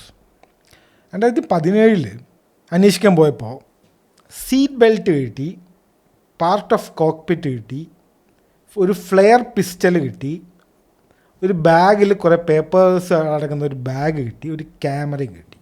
അതേ ആൾക്കാർ അന്വേഷിച്ചുകൊണ്ടേ ഇരിക്കുകയാണ്. 2018 ഒരു കൊല്ലം ആയിട്ട് അന്വേഷിച്ചിട്ട് ജെറ്റ് എൻജിനില്ലേ, ഈ എയർ ഇന്ത്യ 101 ബോയിങ് 707 എന്നുള്ള ആ മോഡലിൻ്റെ ജെറ്റ് എൻജിൻ്റെ പാർട്സ് കിട്ടി. ഒരു മൗണ്ടനിൽ വന്ന് ഇടിച്ച് വീണ പ്ലെയിന് പൊട്ടിത്തെറിച്ച് വലിയൊരു എക്സ്പ്ലോഷൻ സംഭവിക്കും. കാരണം എന്താണ്? ജെറ്റ് ഫ്യൂൽ ഉള്ളതുകൊണ്ട്. 9/11 ഉപയോഗിച്ച പ്ലെയിനാണെങ്കിൽ ചിലപ്പോൾ മൗണ്ടൻ തന്നെ ഇടിഞ്ഞ് പൊളിഞ്ഞ് വീണമെന്ന് വരാം.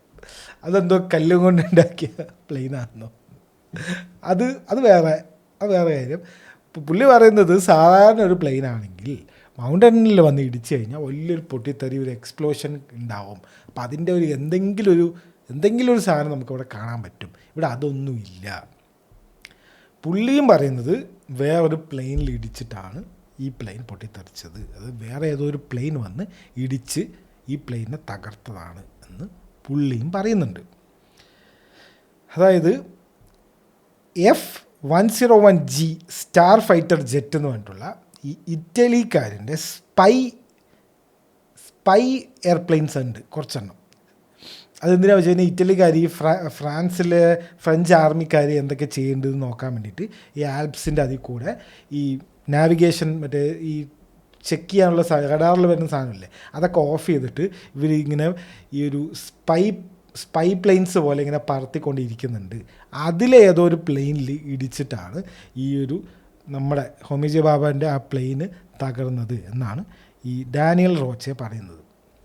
പുള്ളിയുടേതായിട്ടുള്ള കുറേ കാരണങ്ങളുണ്ട്. അപ്പം ഇങ്ങനെ ഇനിയും ഇഷ്ടം പോലെ ഉണ്ട്. ഇത് രണ്ടുമാണ് ഒരു ജെന്യുവനായിട്ട് എനിക്ക് തോന്നി, ഞാൻ അത് പറഞ്ഞു എന്നുള്ളൂ. വേറെയും കുറേ കാര്യങ്ങളൊക്കെ ഉണ്ട്. ഈ ന്യൂക്ലിയർ സയൻറ്റിസ്റ്റുകളിലെയും അതേപോലെ ഈ സ്പേസ് റിസർച്ച് സയൻറ്റിസ്റ്റുകളിലെയും എന്തൊക്കെ ചെയ്തു എന്ന് ജസ്റ്റ് നിങ്ങളൊരു എൻ്റെ അടുത്തോ അല്ലെങ്കിൽ ഗൂഗിളിൻ്റെ അടുത്തോ ആരുടെ അടുത്തെങ്കിലും ഒന്ന് ചോദിച്ചാൽ മതി, നിങ്ങൾക്കൊരു ലോഡ് ലിസ്റ്റ് കിട്ടും.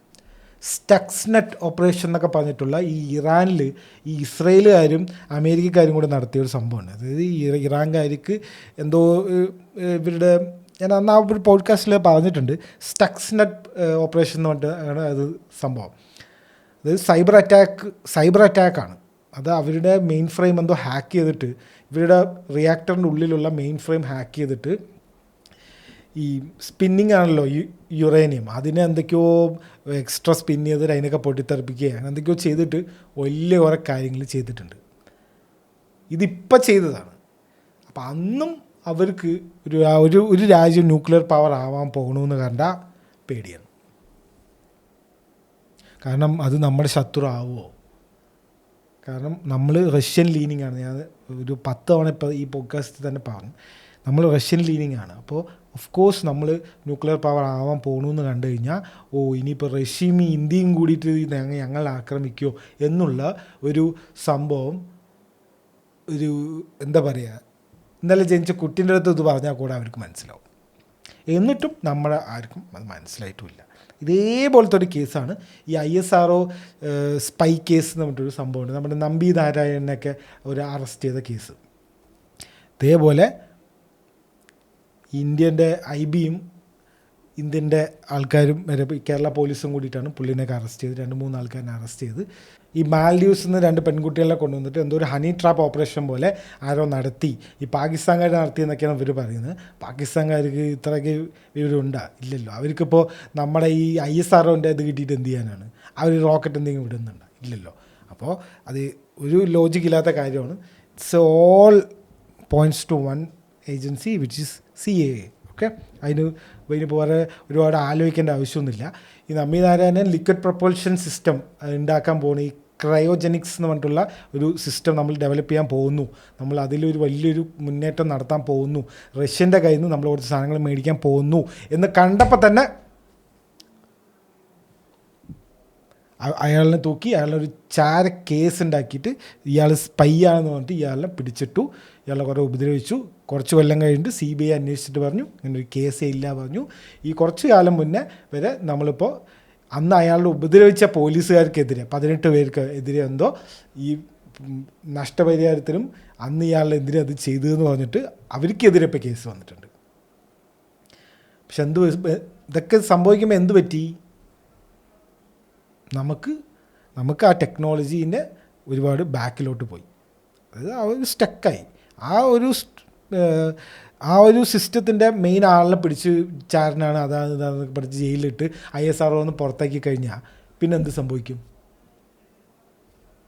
ആ ഒരു ടെക്നോളജീൻ്റെ ഡെവലപ്മെൻറ്റ് ഹോൾട്ടായി. പിന്നെ പുതിയ ആൾ വന്ന് ഇതൊക്കെ പഠിച്ച് ഇതൊക്കെ ചെയ്ത് വരുമ്പോഴേക്കും എത്ര സമയം എടുക്കും? അതന്നെയാണ് അവർക്കും വേണ്ടത്. 1990s ആ സമയത്ത് മുഴുവൻ ആരാണ് ലീഡ് ചെയ്തുകൊണ്ടിരുന്നത്? നാസയാണ്. അപ്പോൾ അതിൽ അവർക്കൊരു എതിരാളി ഉണ്ടെന്ന് കണ്ടപ്പോൾ അവരത് ചെയ്തു. അത് വേറെ ടോപ്പിക്കാണ്. അത് ഭയങ്കര ഒരു സംഭവമാണ്. ഈ മാൽഡീവ്സിൽ നിന്ന് 2 സ്ത്രീകൾ വന്നു, ഇവരിനെ വശീകരിച്ച് ഇതൊക്കെ എടുത്ത് അടിച്ചു മാറ്റാൻ നോക്കി എന്നൊക്കെ പറഞ്ഞൊരു സംഭവമാണ്. അതിനെക്കുറിച്ച് മാധവൻ്റെ ഒരു സിനിമ വന്നിട്ട് ആ സിനിമ വലിയ ഗുണമായിട്ട് എനിക്ക് തോന്നിയിട്ടില്ല. Stories far more interesting. അതിലെല്ലാം കാണിച്ചോന്ന് സംശയമാണ്. ഇയാളുടെ കുറേ നമ്പി നാരായണൻ്റെ കുറേ ഈ ഡിബേറ്റും പുള്ളിനെ കുറിച്ച് ഇൻ്റർവ്യൂവും ഒക്കെ ഉണ്ട്. ഒന്ന് ജസ്റ്റ് എടുത്ത് നോക്കുക. ഇൻട്രസ്റ്റ് ഉള്ളവർ. നമ്മുടെ കേരളത്തിൽ സംഭവിച്ച കാര്യമാണ്. കേരള പോലീസും ഇൻവോൾവ്ഡ് ആണ്. അന്ന് ഈ മീഡിയയും നാട്ടുകാരൊക്കെ ഈ ചാരക്കേസ് 2 പെൺപിള്ളേരൊക്കെ ഇൻവോൾവ് ആയി എന്ന് കണ്ടപ്പോൾ എഴുതി വിട്ടിട്ടുണ്ട്. എന്നാൽ മനോരമ അങ്ങനെ എന്തൊക്കെയോ ഇവരെപ്പോഴും പറയും ഇങ്ങനെ, അതായത് ഒരു സംഭവം ചെറിയ സത്യമാണോ അല്ല എന്നും കൂടെ നോക്കിയിട്ടില്ല, എടുത്തങ്ങോട്ട് വിട്ടു. സീരിയസ് ആയിട്ട് എഴുതിയോ അങ്ങനെ ഇങ്ങനെ ഈ പെൺകുട്ടികൾ വന്ന് ISRO സയൻറ്റിസ്റ്റുകളെ വശീകരിച്ചു, പാകിസ്ഥാനിലേക്ക് ഇത് കൊടുത്തു എന്നൊക്കെ പറഞ്ഞിട്ട്. പാകിസ്ഥാന് ക്രയോജനിക്ക് അതെന്ത് സാധനം എന്ന് ചോദിക്കുന്ന സമയത്താണ് ഇവർക്ക് എന്ത് ഇതൊക്കെ കിട്ടിയിട്ട് what is A logic in that? ഇവർക്ക് എന്തിനാണിത്? അല്ല തോക്കോ ബോംബിൻ്റെ വല്ല മറ്റേ ഇതൊക്കെ പ്ലാൻസൊക്കെ ആണെങ്കിൽ അത് ആവശ്യമുണ്ട് എന്നെങ്കിൽ പറയാം. ഇത് കിട്ടിയിട്ട് എന്തിനാണ്? ഒരു ലോജിക്കില്ല. പാകിസ്ഥാൻകാർ ഇത് ചെയ്തു എന്ന് എനിക്ക് തോന്നുന്നില്ല, ആർക്കും തോന്നുന്നില്ല.